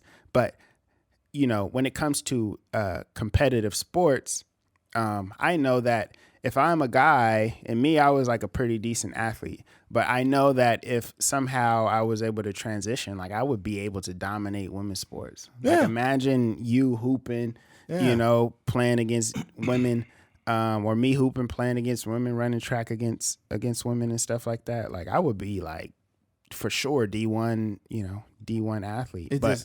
I just know how humans are. And I know that, trying to, the reason I say that too, and like part of my joke was like, there are people that take steroids like Lance Armstrong. Right. That take steroids for a competitive advantage. Right. So this is almost like taking steroids. Like if you're transitioning from a man to a woman and you have the height advantage, you have the strength advantage and all these things. And of course, the testosterone blockers and stuff, they may do something, but it's just you 6'4" still. Yeah. You know what I mean? So, yeah. Here's the thing. I think you can have an objective stance about this without being transphobic. But I think what's happening now is when you step outside of conventional thought, people will label you. Mm-hmm. You know what I'm saying? I'm not about to cap. I'm not about to sit here and act like it's cool. If I have a daughter and she's into sports and I'm supporting her, and a man that now transitioned into a woman beats my daughter, I'm going to be mad as fuck. I'm not going to be mad at the trans girl. I'm going to be mad at the fucking whole... I'm going to be mad at the institution for allowing this shit to happen. Yeah. Period. Mm-hmm. And then people will say, well, you're hiding your transphobia through this. No, I ain't transphobic. I don't think you should hate people by, however they feel or what they wanted to choose to do with their bodies. But what I will say is this: you should not appropriate everything. We need to stop appropriating everything. We need to stop it. We need to stop. When are we gonna say that enough is enough? This shit, we can't keep doing this, bro. Mm-hmm. We cannot keep doing this. What's the new one is transracial? So you could be a white man from the age all the way up to the age of 21 and say, I'm a black man. No, you're not. You're not black, dude. Okay? You've been black for 2 weeks. The fuck is wrong with you, man? We cannot keep appropriating everything. At some point, we got to say enough is enough. Yeah. And you can do that while not hating someone. Mm-hmm. You can do that without being a hateful person and say, hey, no, we can't do this. Because if this is not an advantage, then why is it not an advantage the other way around? Are there women that are transitioning into men going to the NBA? No, because we have an advantage as men. There's only an advantage going one way. There are not women that are able to take testosterone or steroids that go into men's sports. I've never heard of it. Never heard of it because there are limitations. Women have limitations when it comes down to going the other way. You never see the advantage the other way for a reason. Mm-hmm. And let's be very clear. And I'm going to say this. It may come off bad, but God damn it, I got to say it. If you are a man all the way up to the age of whatever age, 21, 20, 19, whatever, and you transition into a woman, you still will never understand what a woman goes through. You just won't. You just won't. You can never quantify what a woman goes through based on your limited experience as a woman. Mm-hmm. This is just, I cannot cap and say that, a trans woman is a woman. I don't believe that. I don't believe it. I'm not about to sit out here and say something hateful, but I don't believe that. Mm-hmm. I could dance around it and all of that, but I'm not, bro. A trans woman is not a woman. It is a trans woman. Mm-hmm. Period. And the fact that women are getting pissed off now. There were women at the meet saying, there was one that was a swimmer that says it's not right that they're coming into our sport and dominating the sport. We don't like this. It was all good just a week ago. It's probably some of those same people that were like supportive of the idea, and then they started, you started lining up next to 6'5", 6'6" athletes, trans athletes. Okay, right now, if there was a women's powerlifting meet, right, in a men's powerlifting meet, I'll get killed out there. Mm-hmm. I'm a pretty strong dude, but there are dudes that have been lifting for years and have way more experience than me, whether it's deadlift, squat, whatever. I'll go to a woman's powerlifting meet right now and dominate and be a record holder and knock off all those numbers. Mm-hmm. You know what I'm saying? That's fucked up. And technically, you can still keep your genitalia. Yeah. You want to knock down some women after you break a record in the deadlift. That'll be crazy. I'm out there with a cock just knocking all the records down. That's fucked up. That's crazy, dude. And the thing about it is I'm not gonna sit here and what if they did it in like retrospect? What do you mean? What if Caitlyn Jenner, Bruce's records got shifted to the women's side, and then he just got re-awarded all kind of records and stuff. Oh my God, dude, that'd be crazy. Yeah. I just think at some point, bro, dog, we have to figure out when is enough, bro. When is enough? And then don't try to label me transphobic. Please don't label me transphobic, because I actually can see what's going on here. Like and then the thing about it is a lot of the what do you call it, the not excuses but reasons for it, like, no, there's no advantage there. I don't get why. Where's there an advantage? Mm-hmm. You're just homophobic. You're just transphobic. There's clearly no advantage because she is a trans woman. Trans women are women. Like, where the fuck did this logic come from? Yeah. What the fuck? Since when has it? This is anecdotal. This is not science. I'm sorry. There was a dude that made a great point, and he said that you can find bones from thousands of years ago. You know, if you know, archaeologists find bones and shit like that. And down to our very fibers as men and women, you can tell, you know, once the genitalia then disappeared and everything, you can tell who is who based on the fucking bones. All the way down to our DNA, we are men or women. Mm-hmm. That's what we are. Why is that controversial to say? Have we reached a point where that's a problem? Like, I'm not about to sit here and cap for nobody. I'm not about to be hateful towards nobody that's trans, but I'm not about to sit here and say the shit that we supposed to say because that's considered politically correct now. Mm-hmm. Man, fuck all that. No. If I have a daughter one day, I do not want her going through this. If she worked her ass off since she was a little girl all the way till she in college and she wanted to get first place and lose, I'm not gonna be mad at a person like Lia Thomas. I'm mad at the institution for allowing it. Mm-hmm. Create if this is the case, and trans people want to compete, then just create another. I feel like you should create another type of race. You know what I mean? Mm-hmm. Not like racial, but I'm talking about another division. Well, they have they already split up into boy and girl, you know, so they could just have another, what if they compete in the Special Olympics? You know what? You know what, motherfucker? God damn it, Keith. Shit. Oh, my God, dude. Oh, my God. This fucking guy. Oh, this is gonna be some people upset there too. Oh man! Oh my Hashtag God. Cancel Keith, man. Oh man! Hashtag Cancel Keith. That's nuts, man. I think that this is what I think. I think that regardless of where you align politically or if you're apolitical, whatever you are, you have to see where the extremes are, right? Yeah. The conservative extremes, the liberal extremes. This is the liberal extremes. Yeah. Like, it's a liberal extreme to act like there are no advantages. That, like, there's no advantages for men that go into women's sports. Yeah. That is just not. Yeah. What's crazy is, like, this was unfathomable. Like, I've never grown up having to see this. This has only really became a thing in the last 6 years, 7 years. Yeah. It's just strange because I think the idea of being a liberal is always pushing the progressive. They get the progressive label versus the conservative on the other side. But it's just always pushing, whether it's the pronouns or too much. the trans or certain rights and the inclusion in films and it's too much.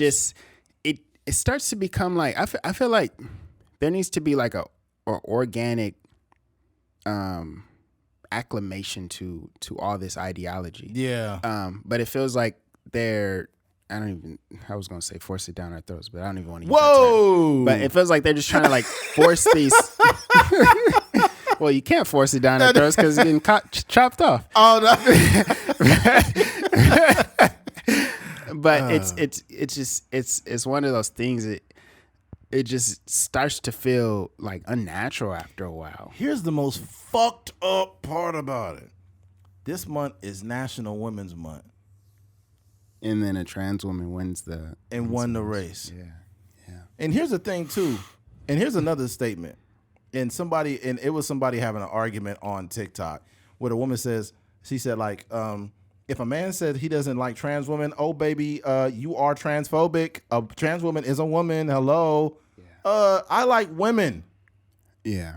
I don't have to like trans women, and it doesn't make me transphobic. Some people don't even like women with fake butts.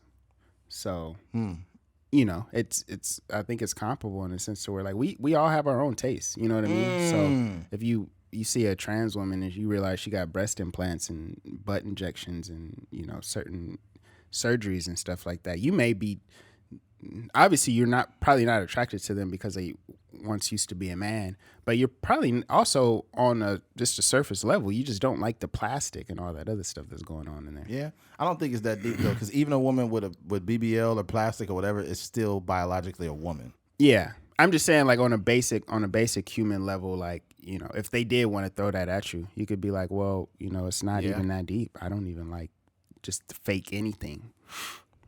Well, that's gonna be offensive. What? So you're calling me fake? Yeah, man. Yeah, it's a tough go at that conversation. Yeah. I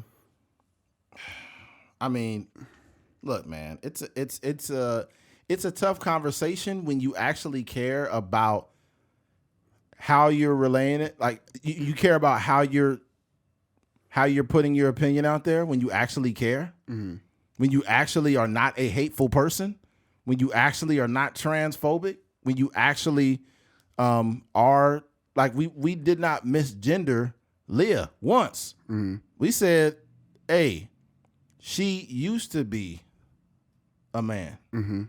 But what I'm also stating is that biologically, in a race against women, she clearly has an advantage.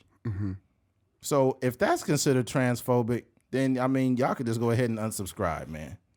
Because the thing about it is, me and Keith, when we talk about things like this, we like, yo, I said, yo, do you want to talk about this, Keith? Or do you want to just skip around it? He's like, no, we could talk about it. So I think when it came down to it, I was like, you know what? Fuck it. Let's have a conversation.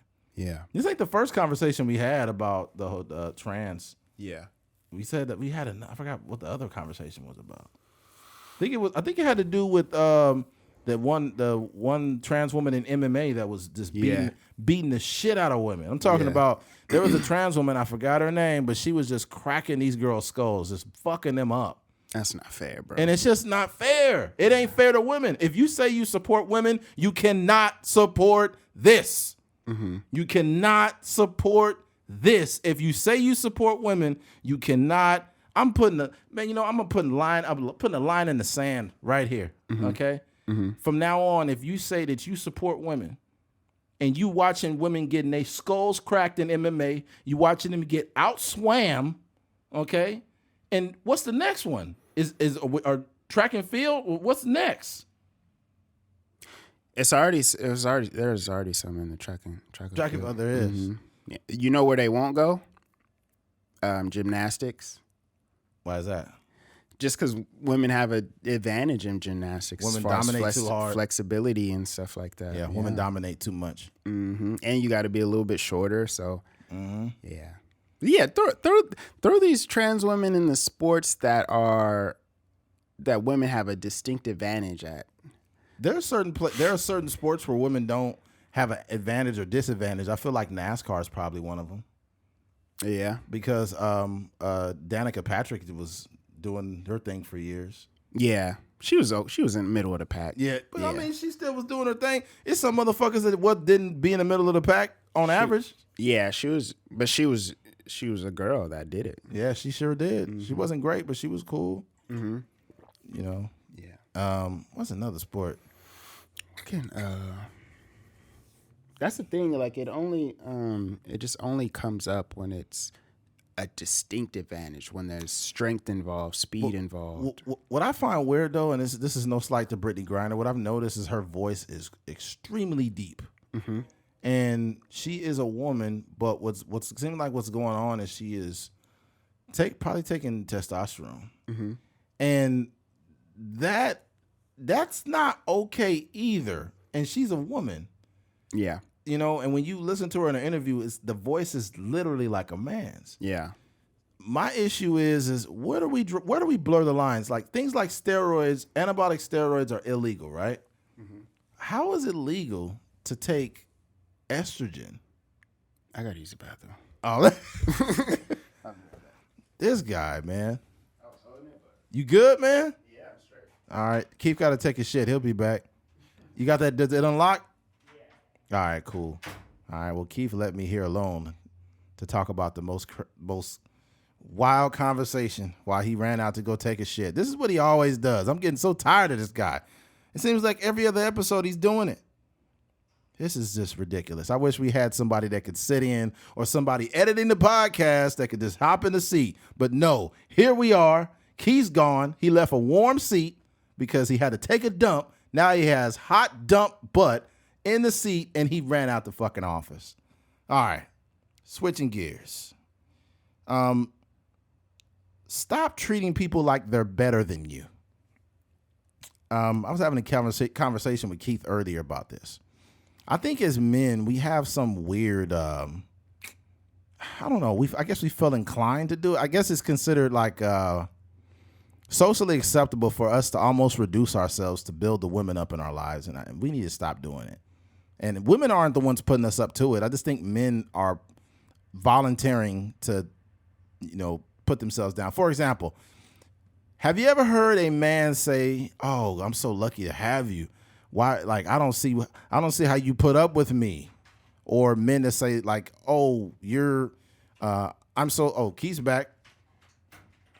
How you feeling, Keith? Good. Did you relieve yourself?" Yeah. All right. He was relieving himself thinking about trans swimmers. I just took a little trans piss. All right. No, I just jumped to another topic about basically stop. What did I say? Oh, stop treating people like they're better than you. Mm-hmm. The point I'm trying to make is men will say things such as like, "I'm so lucky to have you," and I don't know why you put up with me, and "you're too good for me." And men say this shit a lot to women all the time.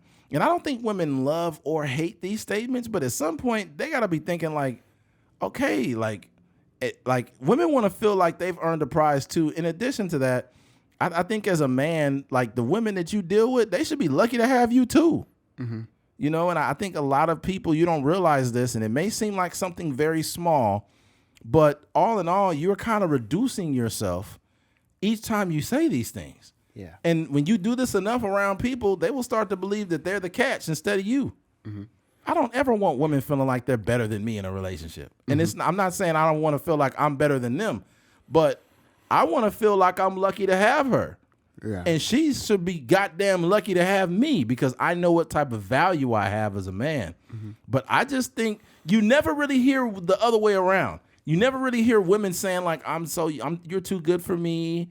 You don't hear women. It's not in their DNA to really do that. It's only men being stupid enough to turn around and tell women this shit all the time. A woman would only do that if she did something wrong. Right. She get caught cheating or something like that. Yeah, she get caught with the dick. She's like, you know what? Like, you're just too good. You're just too good for me. I love you, but I need to live my life now. I've had some homies where that happened to them, that they were just an amazing boyfriend. Yeah. Or amazing whatever, right? And like the girl ended up doing something wild and they had to break up. And then the girl will initiate the breakup. Mm-hmm. But a lot of times the problem with a lot of men is they do a bad job of seeing, like women are like trying to tell you what they're doing through actions and men just do a bad job of reading it. Mm-hmm. Like if I feel like a woman is disinterested and things don't really seem great, I'm going to break that thing up. Mm-hmm. I'm going to break up before she cheat on me or something. Yeah. Yeah. But a lot of men are too stupid. They just sit right there like, you're so awesome. I'm so lucky to have you. Mm-hmm. There was one woman that told me one time, she told me, and she wasn't really happy to say it, but she's like, he kept telling me how like I was the prettiest girl he ever dated. And he used to tell me that all the time. And she didn't sound flattered by it. Yeah. It kind of sounded like she was annoyed because women want to feel like women want to feel like they've won in a relationship too. Yeah, because you don't want to be, especially in her position. If there was a lineup like what they do when they trying to catch criminals. Yeah, a lineup and it was just like all of his exes, and then she just standing over here being the prettiest one, and all of the other ones had butter faces. That probably wouldn't make her feel good. It wouldn't make her feel great. She would then basically what you're doing too is you put people on a pedestal. You should never put women on a pedestal. Mm-hmm. I'm not saying you should like make them feel insecure. You should always respect women and speak highly of them, right? But putting women on a pedestal is a whole nother level. Mm-hmm. It's like you're doing extra while they don't reciprocate that to you. Mm-hmm. And that's a fucking problem. And a lot of men do this. and it's become normalized behavior. And you start to see how women treat you. They don't. Women stop respecting men based on what men are doing. And you got to stop this shit. You can't expect a woman to respect you, and every other day you're like, I can't believe you're with me. I can't believe you're. Yeah. It's like, dude, if you don't think you're supposed to be in a place, then you shouldn't be there. Facts. So if you think that you don't deserve a beautiful woman, then you shouldn't, and it will probably end in a way where you probably are not liking. 100%. Because she gonna go to somebody that's gonna treat her real regular. Yeah, exactly. Don't even care about her, or she may be just a girl in the pack. To be honest, that's how women want to get treated. They want to get treated regular. They don't want to get treated like, they don't want to get, women say, I want to be treated like a princess and so and so. First of all, you don't know how the princess get treated. You don't even know. Women be saying stuff that don't be making no sense. Right? But in addition to that, if a woman is very beautiful and gets a million likes on social media, she's obviously, her body is really nice, big booty, nice breasts, all of that. She's getting a bunch of attention, and every 5 minutes, hey girl, you're so beautiful. Oh, you're so beautiful. Oh, you're so beautiful. If you just treat her, give it up to the guy that never even complimented her on her looks. Bro, I'm telling you, some of the prettiest women will either be in relationships or be fucking a dude that ain't told them shit. Yeah. Women will be fucking a dude that don't even got social media. Yeah. You in her DMs, and the dude with no social media is in her guts. Yeah. Congratulations, you played yourself. Yeah. Right? Yeah. But the thing about it, man, very attractive women like to get treated regular. Regular's nothing wrong with that. Yeah. I can still compliment you, but I don't overly compliment women, and it's not even intentional. Like when it's on my heart, I'm like, damn, you look beautiful. Fuck. And then it means more to women, dude. It means more to them when you actually tell them like, damn, you look great. Because you're not saying it every 5 fucking minutes. Have you ever seen something on an Instagram story where you was like, it was just a natural thing? Like you just naturally had to say something? It wasn't even like a... Yeah. Yeah. Yeah. I've had it happen to me before. And I, like, as my fingers was typing, I was like, should I be doing this? It's like, dang, these some great New York boobs. No. No, one time I seen this girl on there, and she had lost some weight, and she was looking just amazing. Yeah. And I wanted to put like turn around, but I didn't put that on there. I just said turn around. I said great transformation. Great transformation. It's a great transition. And I gave a thumbs up. I kept it good. When you keep it short and simple and respectful, women respect that. You know what I mean? You ain't got to be saying no wild. I seen some dudes putting booty, like the peach emojis in there, and they be like, damn, you official now, and all of You official? You official. Yeah. Yeah, just keep it regular, bro. Yeah, another thing, too, if you've made some form of contact with a woman, like whether it was a compliment or you've had a short conversation, like me personally, I feel like if a woman's not giving me attention, I'm not even going to pursue her. Yeah. And you know why, right? Why? Because most women get too much attention. So why would I double down on trying to get your attention when I know you got 9? I feel bad for some women because they get too much attention. Yeah. It's not all their fault. They just wake up, their phone is blowed up. They got motherfuckers sending them good morning texts. They getting inboxes on Instagram and Facebook. Dudes trying to take them out. And it's like, if I text you and I say, hey, how's it going? I'm at the bottom of the list. Yeah, if the girl likes you, it's going to be reciprocated. 100%. Or it may be almost like a little bit more effort on their end. Yeah, but you got to give her the opportunity, though. Like, keep it short. And what I've learned, too, because I've been the dude that double texting and, hey, did you get my text? Like, I've been the most simpest, wackest nigga before in the past. Like, you know, and that shit, that's embarrassing. Just to think that I was like that is so embarrassing. Yeah. But you realize, like, when you start moving where you value yourself, then, right, like, you get more, I wouldn't say you get more attention, but you get more of the right attention. There you go. Yeah. Because, I mean, I don't got chicks knocking my door down, but I got some, some suitors. I got some suitors.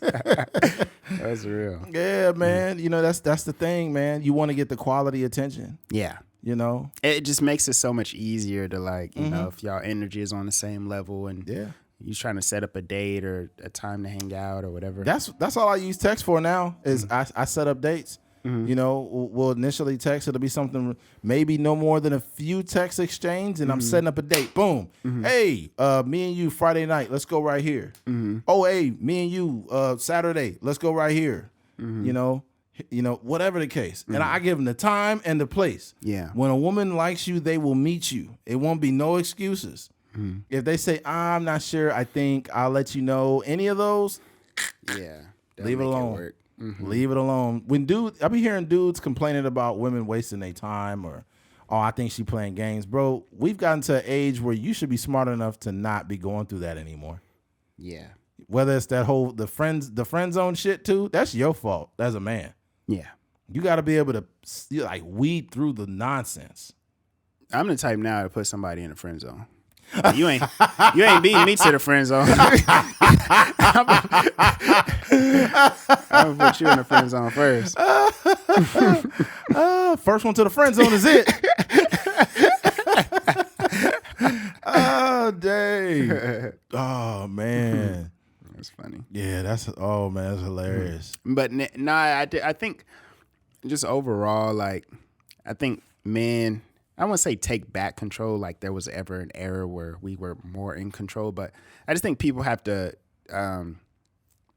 put value on themselves, you know, and that comes in terms of, in reality, women like men with confidence anyways. So if you're in a relationship and you're the person that is just happy to be there, like, you know, it's not a formula for success, you know. It's like those, when you talk about sports, right? You know, when it comes to the playoffs or when it comes to making it to the NBA or something like that, you often hear like these stories about the person that was the best athlete in college and then he gets to the NBA or NFL and he just didn't really work as hard and he just kind of fell out. He maybe had a 2 or 3 year career and then he ended up, you know, if it was basketball, he ended up playing in China or something like that.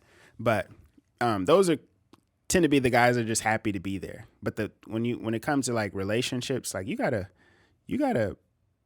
just know your value. Understand that she liked you for a reason. And, right. You know, the reason wasn't because you was just this insecure guy that was right. Like, oh, you know, you're just so beautiful. I don't know how you ever liked me. Like, why'd you ever DM me? I don't get it. Man, shut up, man. That boss talk, man. You put her in the friend zone. Yeah. Yeah.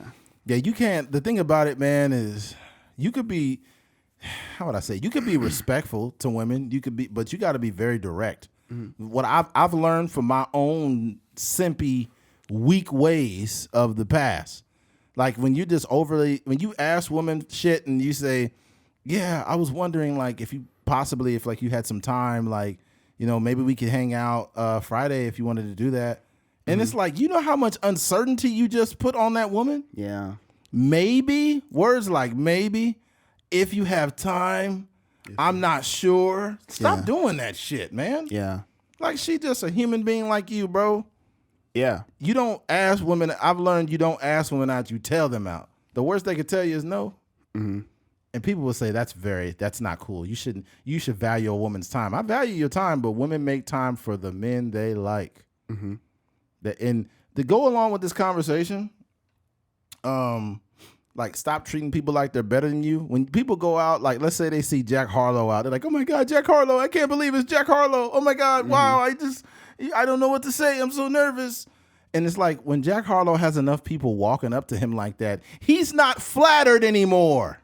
Mm-hmm. It's regular to him now. And that's the point I'm trying to make about dudes every fucking 5 minutes telling women like, dang, I'm so lucky. I don't know why you chose me. Mm-hmm. Women get annoyed at that shit. Yeah. Or they're just not flattered anymore. Mm-hmm. So change the language, fellas. Yeah. We gotta boss up out here. Yeah, man. You do. Stop acting like a pussy. Yeah. Yeah, you know what, dog? Because you gotta think about it too. When you put enough value on yourself as a man, it's gonna naturally change how you view women. Like, I don't view women like I'm better than you or none of this. But at the same time, I'm like, yo, you lucky for me to be around. I think the thing, I think we have to lean on something, right? And, you know, we can go the superficial route where if you're a guy and you think you look good, like you could lean on that. If you're a guy that has a decent job, you could lean on that.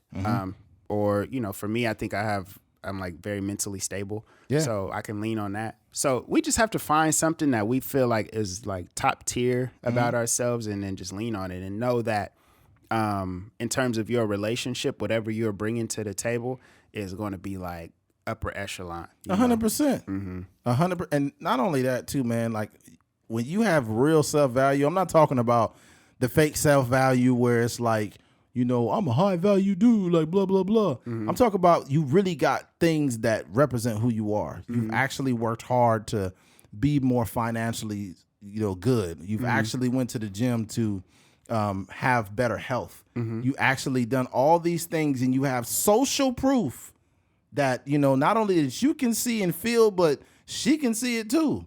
Women understand when they're dealing with a man who's valuable. Yeah. You know what I mean?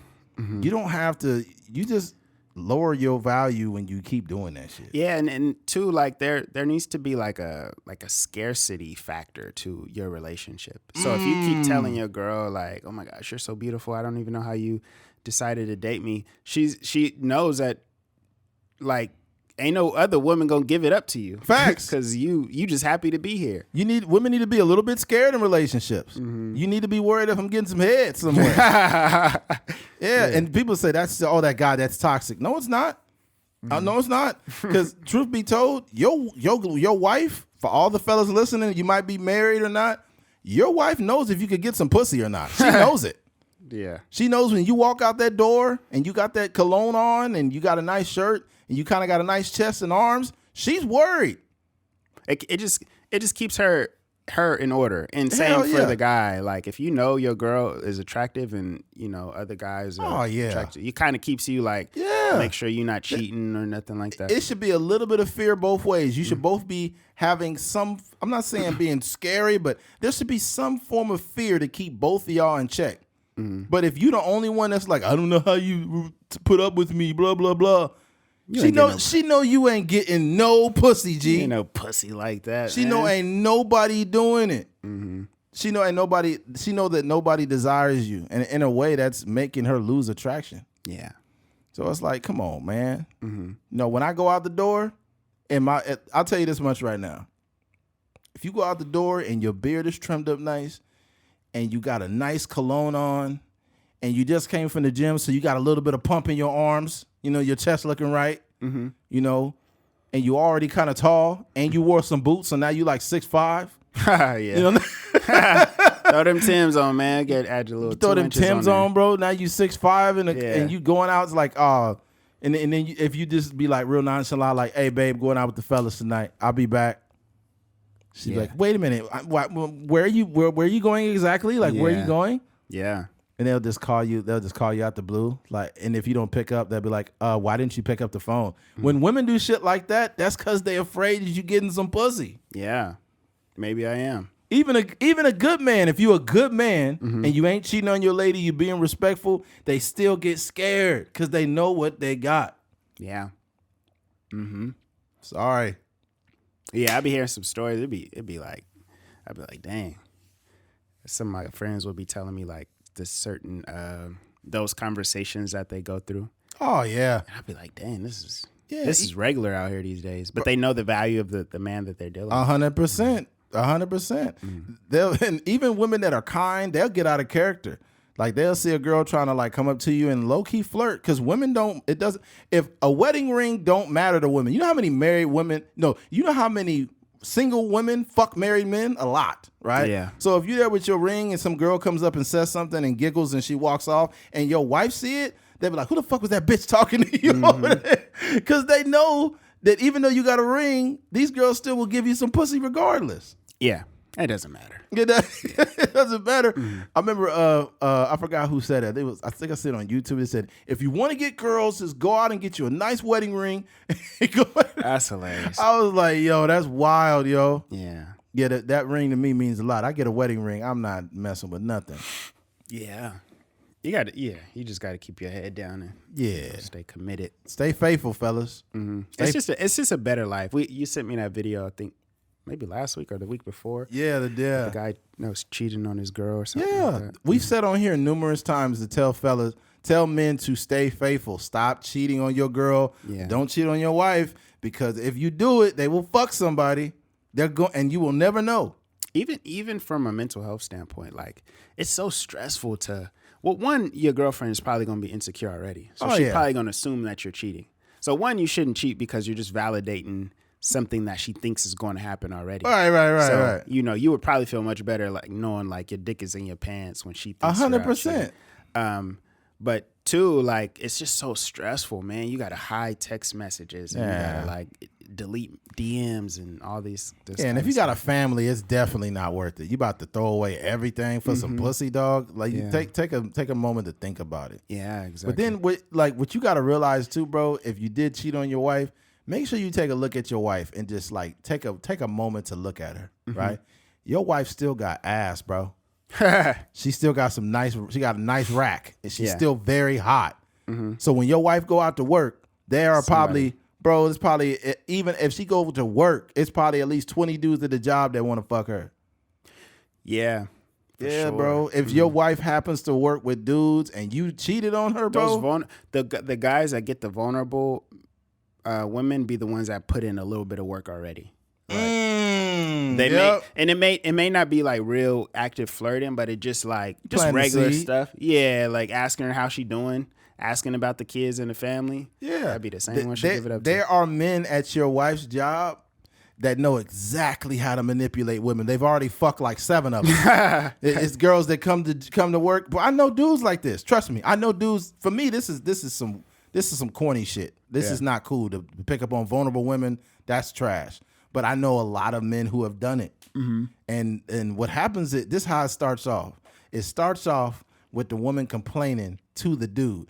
If a woman is complaining about her marriage to a dude, they might as well just get it over. Pussy is mine. Yeah, in his mind, he's like, I'm about to hit this.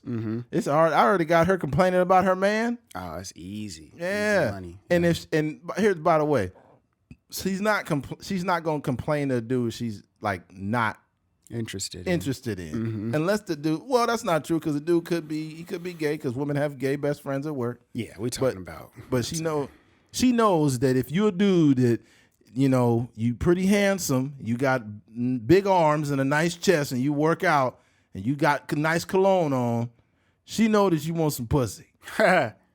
She's stiff arming you because she just kind of keeping you at a distance, because she know that if she take it one step further, he would be in her pants. Yeah, so she kind of keeping him at bay, but also knowing that, you know, he's a potential suitor.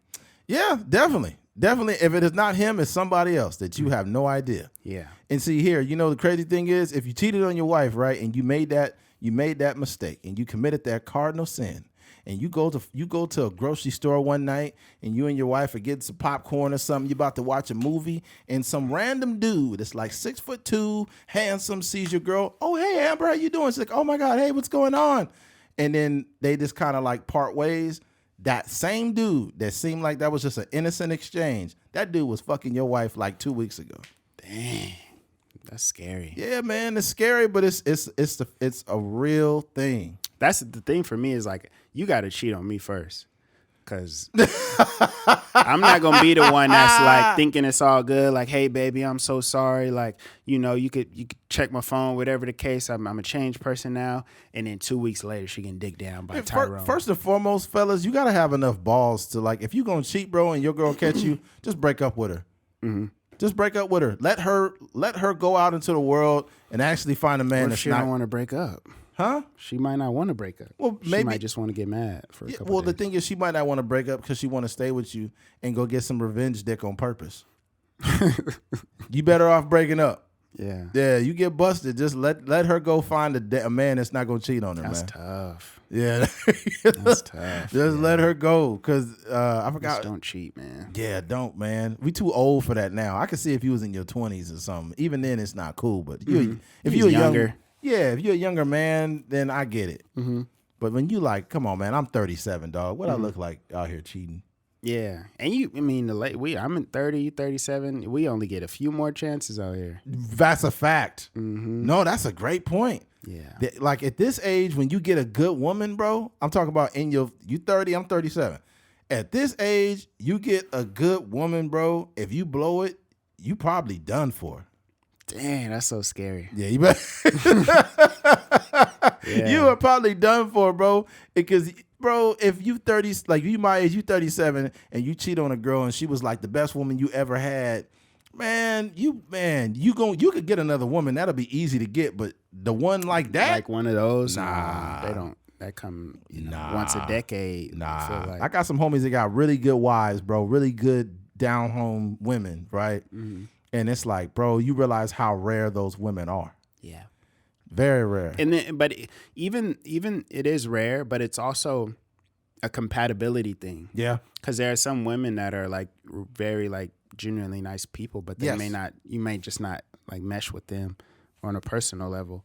So you got to find somebody that you mesh with, and then also that is just like a decent human being that can be a mom and a wife and stuff like that. 100%. Yeah. But it goes deeper than that, bro.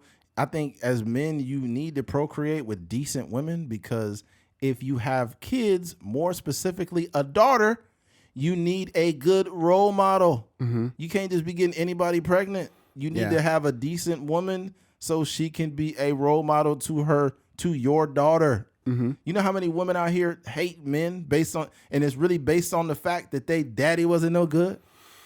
Yeah. Yeah, man. Or they create this cycle where they're like, and so my cousin, she was dating this guy whom they recently broke up, but it is me just eavesdropping, from hearing my mom talk to my aunt. But she actually told me this. Okay. But my mom was basically saying like she was dating a guy similar to her dad. And not in a good way. You know what I mean? Like some of the behaviors and the dynamics of their relationship was like reminiscent of her mom and her dad.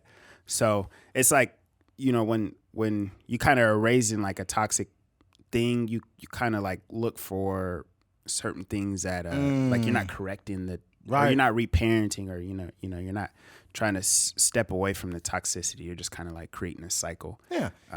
I think you have to ask yourself, would you want your son or daughter dating a person like you? Dang, that's the type of example you got to set for your kids. Yeah. I would say for me now, definitely 100%. I would definitely want my daughter to date someone like me, because, especially, having integrity, being a decent human being, things of that nature. Yes. Would I say always? No. There's things I need to work on. I still need to work on things as a man now. I don't have it figured out at 37. Yeah. I don't act like I do. Yeah. I sure the fuck don't. Yeah. But yeah, man. Not much else to say here, man. You want to go ahead and wrap it up? Yeah, that's pretty much it, man. Just guys, man, make sure y'all put some value on yourselves. Yeah, definitely. Well, looks like we made it to the end of this episode, man. If you made it to the end of this podcast, we appreciate you. Thank you for listening to a Trucker's Mind podcast. I'm Eddie McGee. It's your boy, Whoa. Whoa. I don't know what happened there. Oh. Brain fart. It's a CTE kicking in. Well, let's forgive Keith for his brain injury. Okay. He was in the Special Olympics a couple years ago. If you made it to the end of this podcast, we appreciate you. Thank you for listening to a Trucker's Mind podcast. I'm Eddie McGee. It's your boy, K. Fings. We're out of here. Peace.